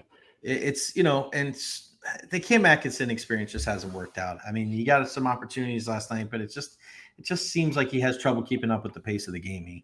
It's the injury. Right, the injury robbed him of his speed, and when you're a smaller player in this league, you have to have the speed to get there, and he just doesn't have it anymore. And look, it was a low risk move to bring him in. He's got leadership. He's a great guy in the room. He accepts his role that he's not going to be playing on a very consistent basis, but he's got a great positive attitude, and you need veteran players in that situation to have that attitude because you don't want them kind of pulling guys down a little bit, especially younger players. You want them to be there. And that's who Cam is. I mean, he's just a great individual. And he's not the same. He's not the 30-goal scorer. He's not the 20-goal scorer just because the injury robbed him. But, he was bought out by Philadelphia. And it's a low-risk move by Julian to bring him in this year. And though he hasn't performed up to the levels we expect him to because of what he's done in the past, he has value elsewhere. But if you can use that spot to kind of open up some space, then that's obviously what the Lightning are looking at doing here. The Seattle Seahawks wide receiver DK Metcalf just requested a trade. I don't know how he looks on skates, but he would be badass in front of that net, setting screens. Net front presence, baby. No doubt about it. Somebody was after the loss the other night. It's so funny, and you get this worse than anybody. Is like they lose a game to the Panthers, and it's like, oh my gosh, what's wrong with this team? I'm like, they just won 8 in a row. What are we talking about? But one thing that some people brought up was like that this team needs to add more muscle. And they're bringing up the statistics of hits. And I brought this up to Phil Esposito last night. And Phil goes, and I go, Phil, do you agree that it doesn't matter about the number of hits because it means that you don't have the puck? And he goes, he's never agreed with me more than I think anything like that. He was like, who cares how many? You don't care. It doesn't matter.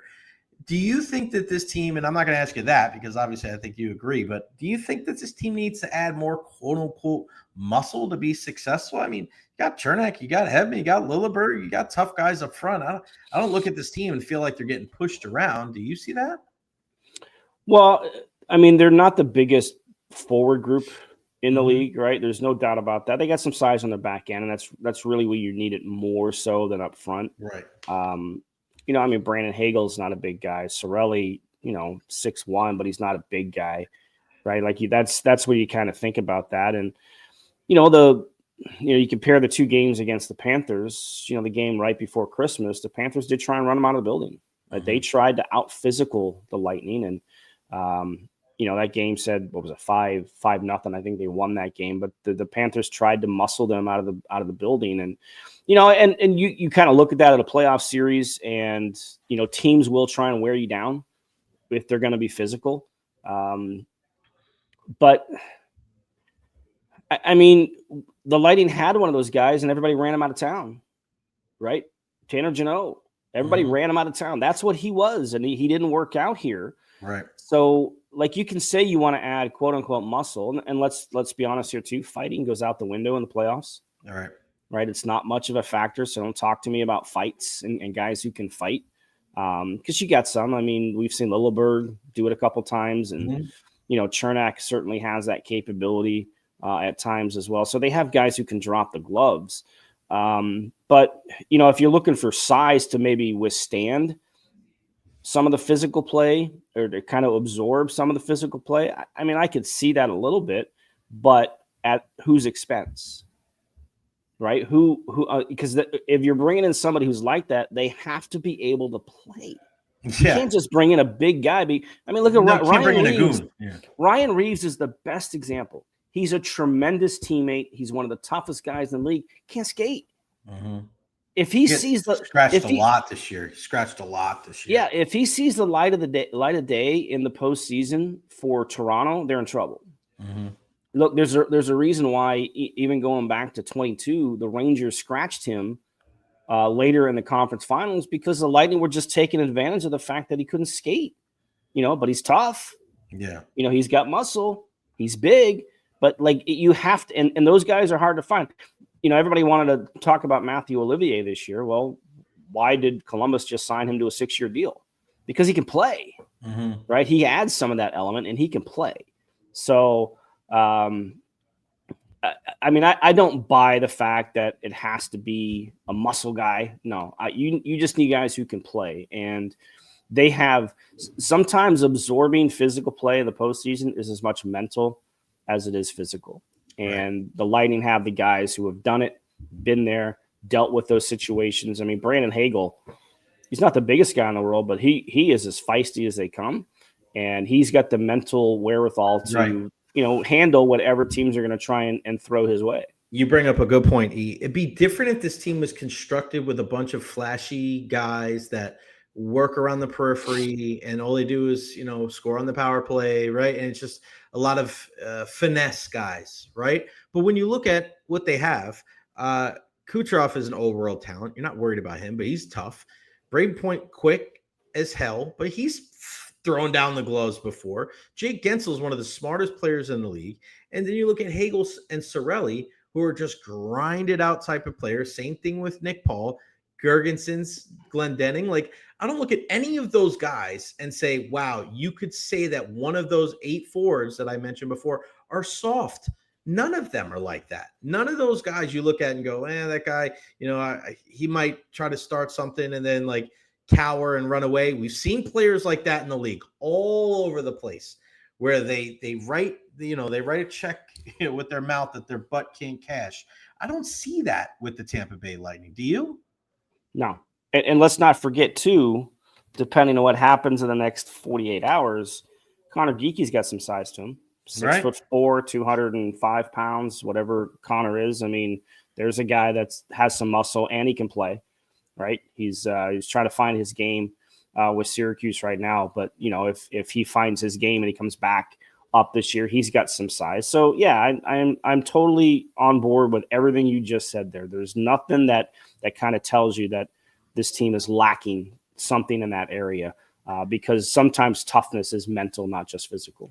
How big was that game against Florida to give you a litmus test on where this team is at?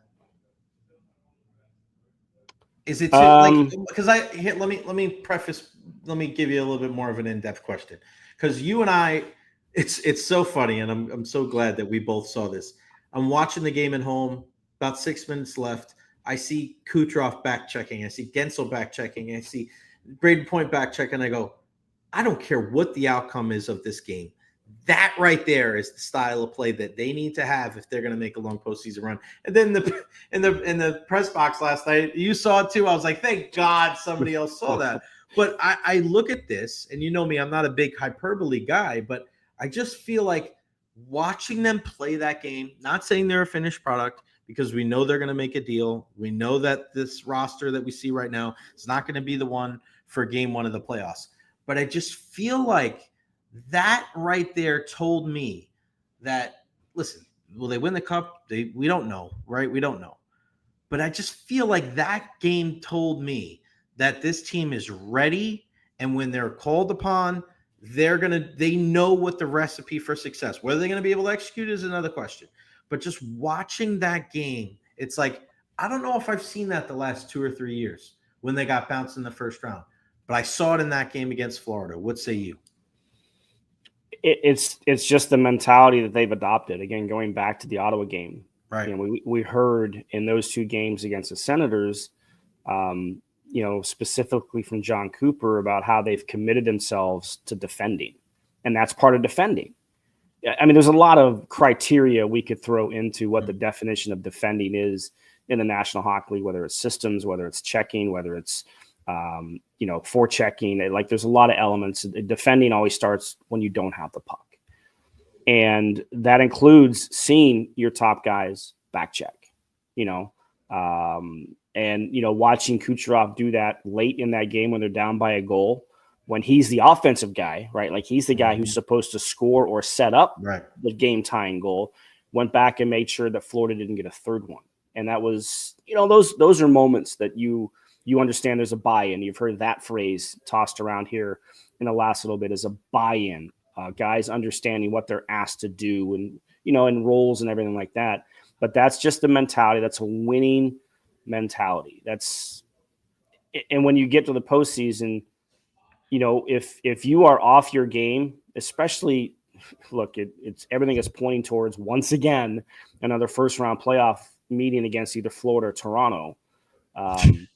You know, that's where we're headed. That's where we're headed. I hate it. But if you're not on your game, you know, one mistake is the difference. It can be the difference in a series, and that you know, we saw that you know, 2 years ago, right, in that first round exit to Toronto, and the Lightning were the better team, but they made more mistakes.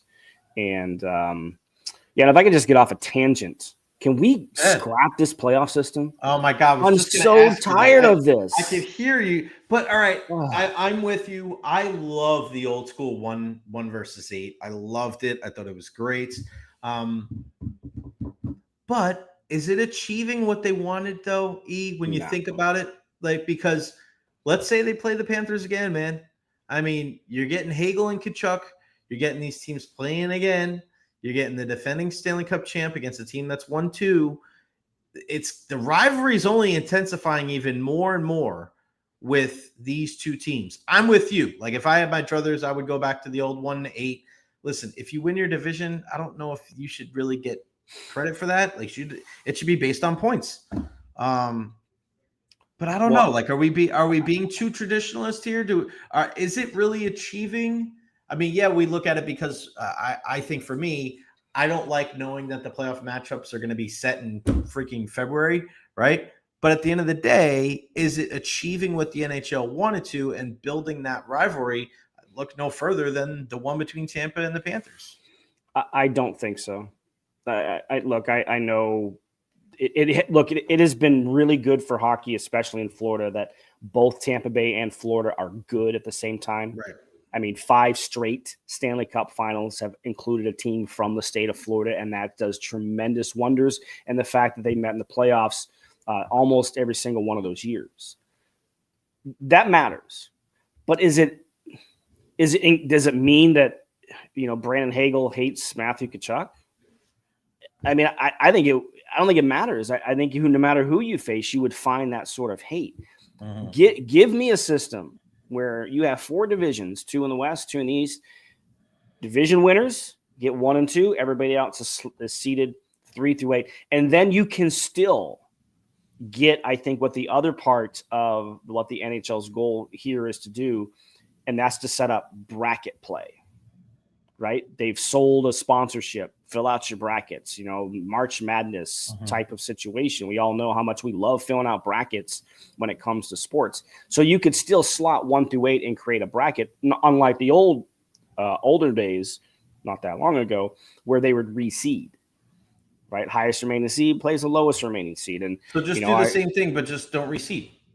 Yeah, you could still do it. And it might not be a complete pure 1 through 8, but it's going to be more of a fairer 1 through 8, because you could have the 3 best teams in the Eastern Conference be in the same division, and 2 of them are going to play each other in the first round. Is that good for hockey?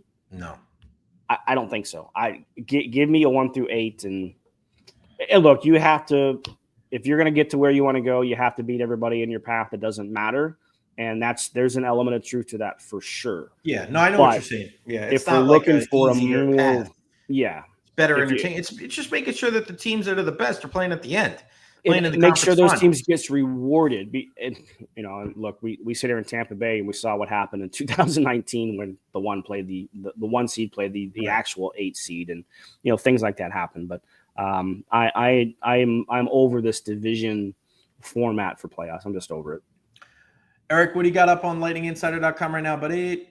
Hey, game recap from last night. Talking about, if they were a wagon, they hit a bump on the road and they brought their wrench to the rink last night and made sure everything was tightened up, because it's important to kind of get back on the winning ways after you suffer that first loss in a while, and they did that. So that's up there. Look, I touched on some trade deadline stuff at the end of that story as well, and names that, maybe they've been kind of sniffing around a little bit as we look forward to Friday's trade deadline. And of course, I'll be all over that when they make a move. It's not when's the trade deadline? Friday, 3:00. Oh boy, Friday at 3:00. That is going to be wild. Erik Erlendsson, lightninginsider.com. Erik_Erlendsson on Twitter /X. That's a K, not a C. 2 S's after the D. Use that promo code JNZ. You see it right there. Right there.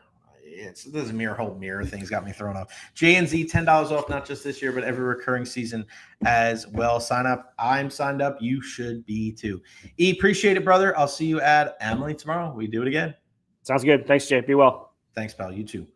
The great Erik Erlendsson, lightninginsider.com. Again, sign up today. Use that promo code. This is the time of year. Again, use it as a Christmas gift, birthday gift, Father's Day, Mother's Day, Valentine's Day just passed, so you can do it as an IOU kind of thing. Lightninginsider.com, man. This is the time of year you want to sign up for it, because you know that nobody knows the Lightning like our guy, ErikErlendsson.com. And listen, as much as we don't want to see him play the Panthers again, there's a good chance that if they do play the Panthers again, we'll probably be down there in South Florida. So,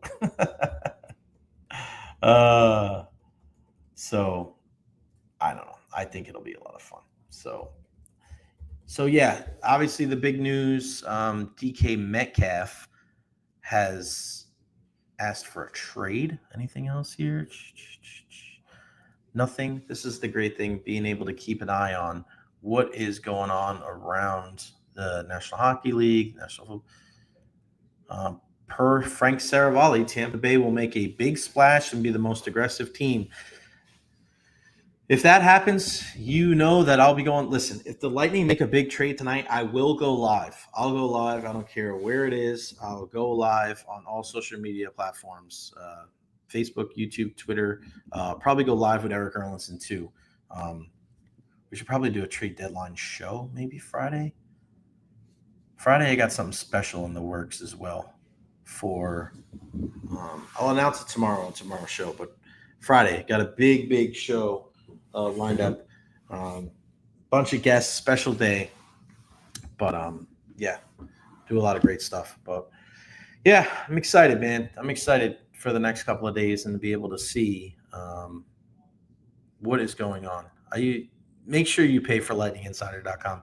We want to support local. I can't say that enough. Support local, whether it's our friends over at the Tampa Bay Times, whether it's Joe Bucks fan or Pewter Report or lightninginsider.com. You know how much help that Erik has given me and over on WDAE for so many years, whether it was with the big dog, Steve Dumick, or Ron and Ian, or myself. He's been on with Pat and Aaron. He's been on with Tom Krasnicki as well. Please support this. That's the kind of guy. That's the kind of guy you want to go out there and support and be able to help him do what he's got to do. But yeah, good stuff. Robbie Neilson, the coach of the Rowdies, is going to join us momentarily. We saw that the USF baseball game down in at Florida Gulf Coast got canceled for today. They actually moved the start time for softball. It was supposed to be 4 and 6:15. It's now 5 and 7:15. So I feel real good about that because it gives me some more time to be able to do my thing here and to be able to get on over there because we are now at the Rowdies training facility, which is right on Waters. If you ever have you guys ever noticed that? Because I don't know if I knew what it was, years ago, but if you're driving north on the Veterans and you look to your right and see that beautifully manicured pitch, that's the Rowdies training facility. So if you ever want to check that out, we can do that there. All right, let's bring him in. Yeah, come on in. Right there's good buddy. All right, thank you. All right, here he is. The gaffer of our guys right here. Robbie Neilson joining us on the show, Coach. How are you, buddy? How excited are you about the season? I'm more excited about being here today. I remember when I was with the radio station, we had you on when you first got brought in, and the excitement that you had to work with the Rowdies, and Robbie, to be able to see some of the veterans. I had Forrest in here before. I mean, when you have that leadership core in place, how much easier does that make your job? Oh, it makes it so much easier, to be honest with you. I mean, they set the values for the club right here for a number of years, and the way the dressing room works and the interaction they have with the staff and the players and the fan base. It's here, we get good people here, and it's just continuing that and try to help them develop as people. What about yourself now with year 2? What did you learn about yourself last year with the club that can help you this season and beyond?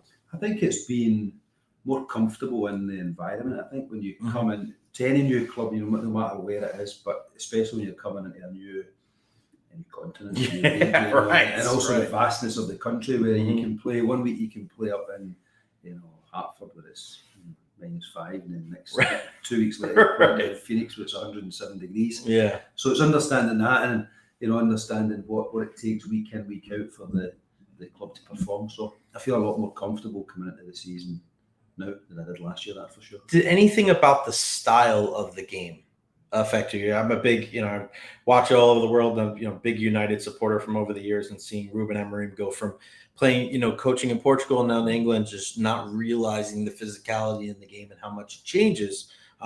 Was there anything about the game, whether the speed, the physicality, the travel, was there anything that was a big change? Lots and lots, to be honest with you. That's why that probably the first year's probably a kind of learning curve a wee bit. Even, we have obviously Eastern Conference, Western Conference, and I found, for me, the Eastern Conference is probably a little bit more European the way they play. Okay. Whereas the Western Conference is probably a little bit more South American. Really? It's okay. A bit more possession based. When you look at the teams in the Eastern Conference, it's very, they're quite, I wouldn't say direct, but it's about getting the ball forward, getting away, getting in the box. Was a lot of the Western Conference is about possession based game. Okay. I don't know if that's a lot to do with the heat and the humidity. Oh yeah, can be like that, but also the game's quite an athletic game. It's quite transitional, especially on the East Coast. It's about getting into the area. So we've got different sides of the country. We've also got, you go to Colorado and you think you're like 6,000 feet up, which is a bit different from our line where I think we're 6 feet up. So you have all these different things that you kind of learn along the way. Yeah, it's kind of crazy to think about that. I like how you put that with the Eastern Conference and the Western Conference. Do you think your team, the way that it's built, it suits that style of play in the East, with the more direct game and all, obviously getting a guy like Forrest back who, he's a guy in either box, he's a factor up there for those aerial duels. I think we have to be almost a hybrid because we play in a very humid climate. True. It's very hot, so it's very difficult to turn over possession a lot because when you turn over possession a lot, it becomes, end to end, and you can't really do that at our line, especially through the summer. So we have to be quite adaptable, and when we go away to venues that maybe up north, we have to play a little more of a direct style to suit that the way of playing, and try and implement that. But we also, with our line, we kind of change it a little bit the way we play. So it's very different here in that when you're back in the UK. If it's wet in the south, it's wet in the north. Right. 10 degrees in the south, it's probably 8 degrees in the north. Whereas here, there's a big change. Who was your team you supported growing up?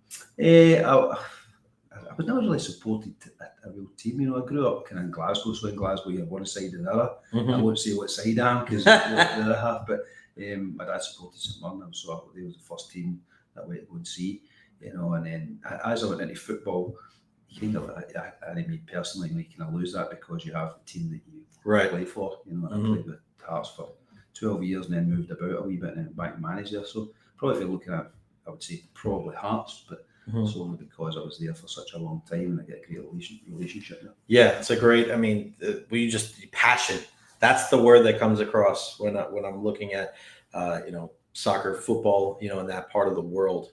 And I just look at that with this team too. Like putting your imprint on this team. You have a lot of guys that they play for the badge, and look no further than the guy that's been the captain for the last couple of seasons, and Aaron Guillen. And knowing Aaron and meeting him over these years off the pitch, he's like the calmest guy. And then he goes out there and he's getting right into these guys' faces. Like he is just insane with how he's just as passionate as they come, man, and he is invested and he's available, right? He out there on the pitch. Like, what does he do for your club, being the leader, being that guy wearing that captain's armband? I think it goes back to kind of Forrest is the same with Lewis Hilton. They bring continuity to the club, and that they understand what it's like to play here. You understand the fan bases here, the communities here as well. And also the standards that have been here over the years. Predominantly been a team that's been in the upper echelons of the league and challenged for titles and won Eastern conferences. So there's a standard that has to get set at every game.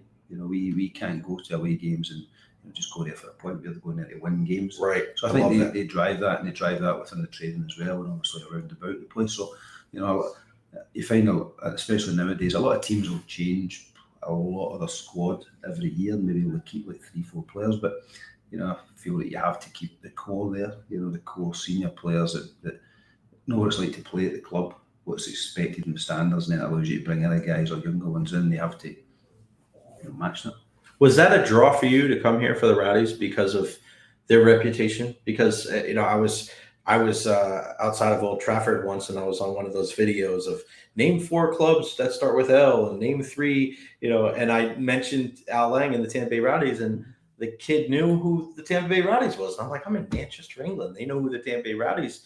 I mean, and then I spoke to Jordan Farr last year, and he goes, yeah, me playing goalkeeper for the Rowdies meant a lot. Like that comes with you're not just some guy. You're not just you earn it. Like you are one of those people that are part of this organization, part of this team. Was that a draw for you coming over here? There's obviously you get the MLS teams now, so people are starting to get to know them. But probably when I was growing up, anyway, you had obviously you knew the Cosmos with Pele, right? You knew the Rowdies, and you knew the Fort Lauderdale Strikers. Right. That was probably only the 3 teams that you'd really heard of. You know what I mean? So obviously when Nico and Ryan spoke to me, I knew the club already. My parents knew it, my father-in-law knew it pretty well as well. Also, we knew guys that had played here before. So there is that history here, and I think obviously it's one of the bigger brands in soccer within American soccer. So I think guys play for it. They want to come and play with the Rowdies because they know it's a big name, it's a big brand, and also, you're expected to win things, which all players want to do. Yeah, I heard. I was watching the United against Fulham the other day, and they mentioned Rodney Marsh, and I was like, "Oh my God, Rodney Marsh! You got the Rowdies link there." How important is it to win that third championship, to get that third star above the crest? I know, I was there. I was heartbroken a couple of seasons ago when they lost to Orange County in the final.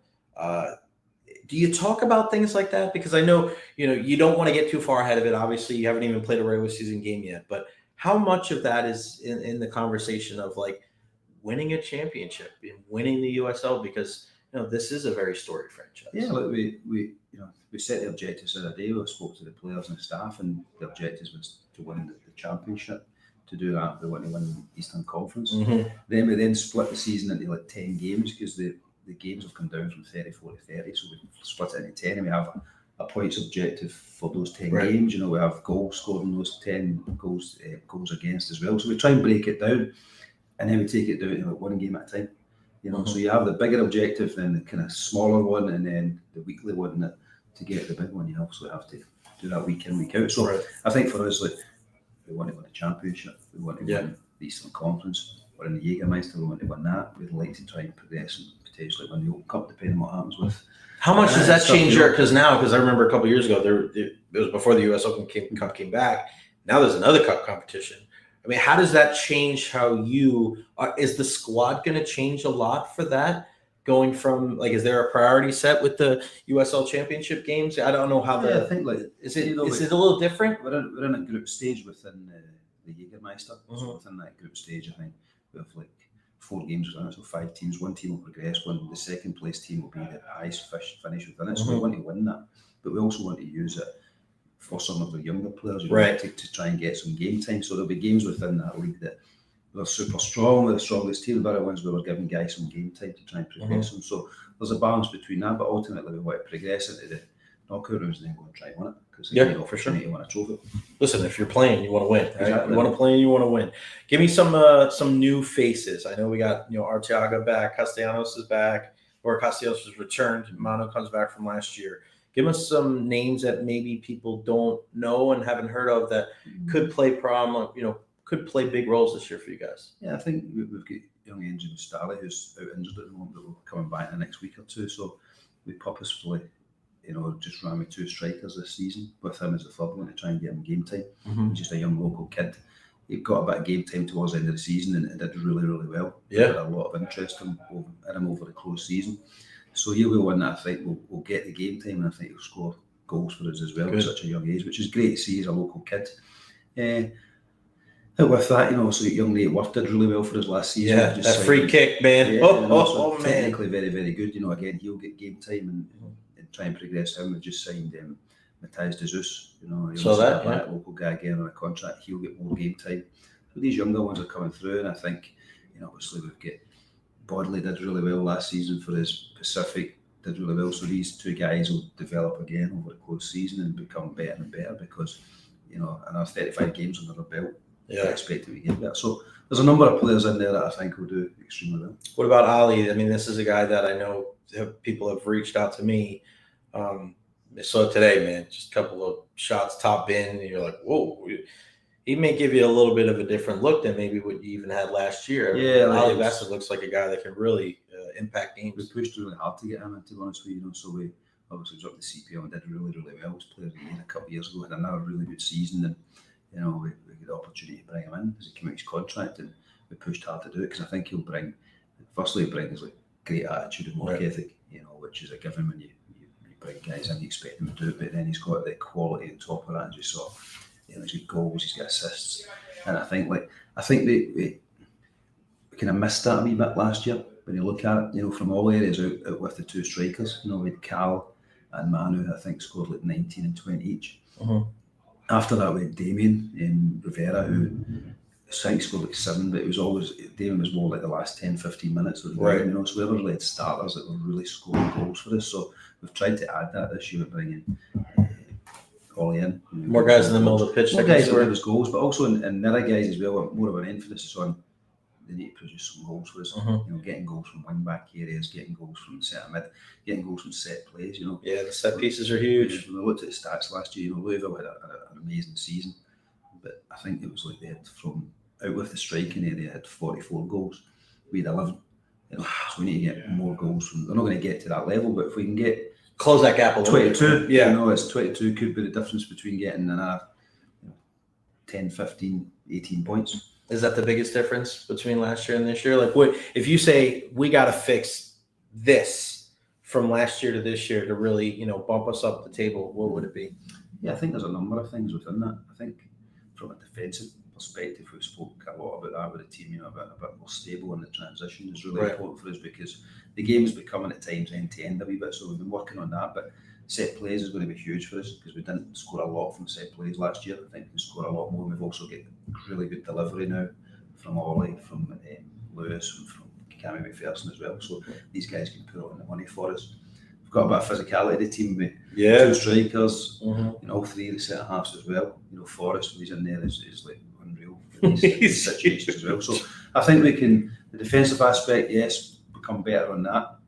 The set play aspect, and then just getting more guys in the box. You know, it sounds basic, but it's you know. Sometimes that's all it is, right? You know, like Sometimes it's not reinventing the wheel. You know, if you've got one guy in the box or five guys in the box, you get 5 times more chance of scoring. You know, so it's getting them in there. Isn't it crazy though how a guy like Forrest, obviously he looks like a guy that's going to win. But isn't it weird that, or just unique that there's certain guys that when they get in the box, the ball seems to find him, right? I think it helps that he's a man mountain. It helps. It helps when you're that big, but you know, it's crazy, right? It's just like seems like some guys have magnets in there. I think like one of the biggest things that I've found over the years is that you have to want to hit the ball. Right. You know what I mean? You have to really, really want to get on the end of it. Whether it's a defensive aspect and an attacking aspect, you have to really want to get there. And Forrest is a guy who really wants to get there. You know, the size of him, the physicality of him, a lot of the time, and you know, the Forrest ball, the next going to the tuckle, you know, and he gets out of the way and he wins the header. So having that desire to go do it for the team is something that Forrest brings. You see some guys that get in the box there and they jump up and then they go half-heartedly like this, and they get pushed out. You don't see that from Forrest. That's the difference between scoring and not scoring. That's right. That desire to go do it, and that's where I think that Forrest has that within his game. That he's very strong and has that desire to go succeed. Before I let you go, what are you doing on your off time? I mean, obviously you're not going to have much when the games start, but what do you like to do, you know, off the pitch? And to be honest, we did play a wee bit of golf now and again. Yeah, golf, nice. A bit of golf, yeah. I'm doing my studies at the moment as well, which finishes up next month actually, so I'm doing that at the moment. And then once I've finished that studies, I'll probably start doing something else as well, just to fill the time. But to be honest, most of it's taken up with the next game and then the next game and then the next game, you know, especially at the start of the season where, you know, we're on the road for 4 and about. I know. It's pretty wild to know that you have 4 in a row on the road, and before you get the first home game, which is April 12th, right there at AlLangRowdySoccer.com for all the information. You get your tickets. How cool is that too? Is it you game all the games on TV now? No, it's Tampa Bay 44. It's the only 2 that aren't are going to be on ESPN too. Yeah, it's so good. It's just getting, you know, it's getting the league out there because the league is fantastic. It is. You know, and I think if let's talk about potential relegation and promotion going D1, if you can get that, you know, within this league, it gives it a different selling point to, you know, the MLS, where it's just franchise clubs. And I think that, you know, that's one of the key things that when you look at it from a European perspective, when you watch the league and if it's a franchise league, they're like, where is the pressure of relegation and promotion? Because that do you think it would work over here? I think it'd be fantastic. Because that's the thing, is like they don't, when I try to explain that to people, because a couple of years ago when I was on the radio, when the Super League thing came out and people were like, they couldn't understand, why would Manchester United and Arsenal and all these teams go with Barcelona and Bayern Munich and Real Madrid and all these teams? What, you know, they didn't understand how that would hurt the pyramid and how that would hurt, you know, promotion and delegation, because over here it's a franchise. You buy it, you're a pro, you go undefeated or winless and you're still going to be there. But I said, man, when you see those teams battle and out of a 20-team table, they finish in 17th place because they were able to score a goal and stoppage time on the last game, and they celebrate like they won the championship. There's nothing like that. And also when the teams, and we saw it with Luton Town, where they had to renovate their entire stadium when they got promoted to the Premier League a couple of years ago. You think it would be a good thing over? I think like for me, it's a different vibe, right? It's a different feeling. There has to, we could talk about it all day, but the system allows teams to come in and build their way up. Right. But one of the things you have, in my opinion, when you just have a set league and it's franchised, you'll have games mid to end of the season that have no real meaning at all, or relevance. So if you get two teams up in the bottom of the league, who cares who wins, who loses? Nobody cares. So there's no tension. There's complacency. Whereas, also if you're at the top of the league and you're playing against the bottom of the league, are they really going to be pushing to try and win? Yeah. There's no relegation. So having that brings a real intensity to the league. Intensity to every single game that you play in. Mm-hmm. And I think that it would definitely make it more watchable. That's for sure. I love it. Coach Robbie Neilson here, Tampa Bay Rowdies again in action this weekend. Vegas, 10:30, Tampa Bay 44. You can check out every single game on TV this year. 30 of the 30, or 30 of the 34, or 32 of the 34, and that's including the Cup games on Tampa Bay 44. The other two on ESPN too, so you're in good shape right there. Coach, appreciate it, man. Good man. Great to see you. And we'll see you at Al Lang on April 12th. 12th. Can't wait. Hopefully you're all there. Yeah, everybody go and get your tickets, Thank you. RowdiesSoccer.com. Thank you, buddy. Appreciate you. Thanks, man. All right, we're going to wrap things up here on the program. You're the best. Thanks. So grateful for the Tampa Bay Rowdies, the head coach Robbie Neilson, the star defender Forrest Lasso. A lot of love for my guy Erik Erlendsson, LightningInsider.com. What a great day. And that's the great thing. And, I miss my folks, of course, over at iHeart and the gig over there. And a lot of great memories there. But it's part of the reason, guys, where I had a opportunity to do something like this. I wouldn't have been able to do this over at the radio station. So everything happens for a reason. Keep your eyes peeled for everything that is going on when it comes to hockey. Tampa Bay is going to make a big splash, and it just seems like the Tampa Bay Lightning is the most aggressive buyer, according to Frank Saravalli. Raiders signing Max Crosby to a 3-year, $106.5 million extension, $91.5 guaranteed. Highest non-paid quarterback in NFL history. So there you go. He is gone. He will not be with the Buccaneers. So much for that. But yeah, we'll keep an eye out for everything that goes on. I am going to head right now over to USF for the big day over there. Cannot wait. USF softball. So go check it out. Follow me on all social media at @JRecher. Once something gets sent out there, I will retweet it and I will let you know if it's legit or if it's BS. And if the Lightning make a big trade, I will go live at some point tonight on the Jay Recher podcast right here on YouTube. Some great stuff as always. I love you all. Thank you for all the support. Follow me on all social media platforms at Jay Recher. Like and subscribe on YouTube. Thank you to Erik Erlendsson, LightningInsider.com, Forrest Lasso, Robbie Neilson, and you. Live from Amalie Arena at noon tomorrow. Can't wait to see what the Bolts do. Love you all. Hammer, love you too, pal. I'll be in touch this week. We got me and my friend, the Honest Hammer, we've got some great things coming up in the next couple of weeks, and we definitely want you guys to be a part of it. So see you all tomorrow, live at noon, Amalie Arena, right here on the Jay Recher podcast. I am gone.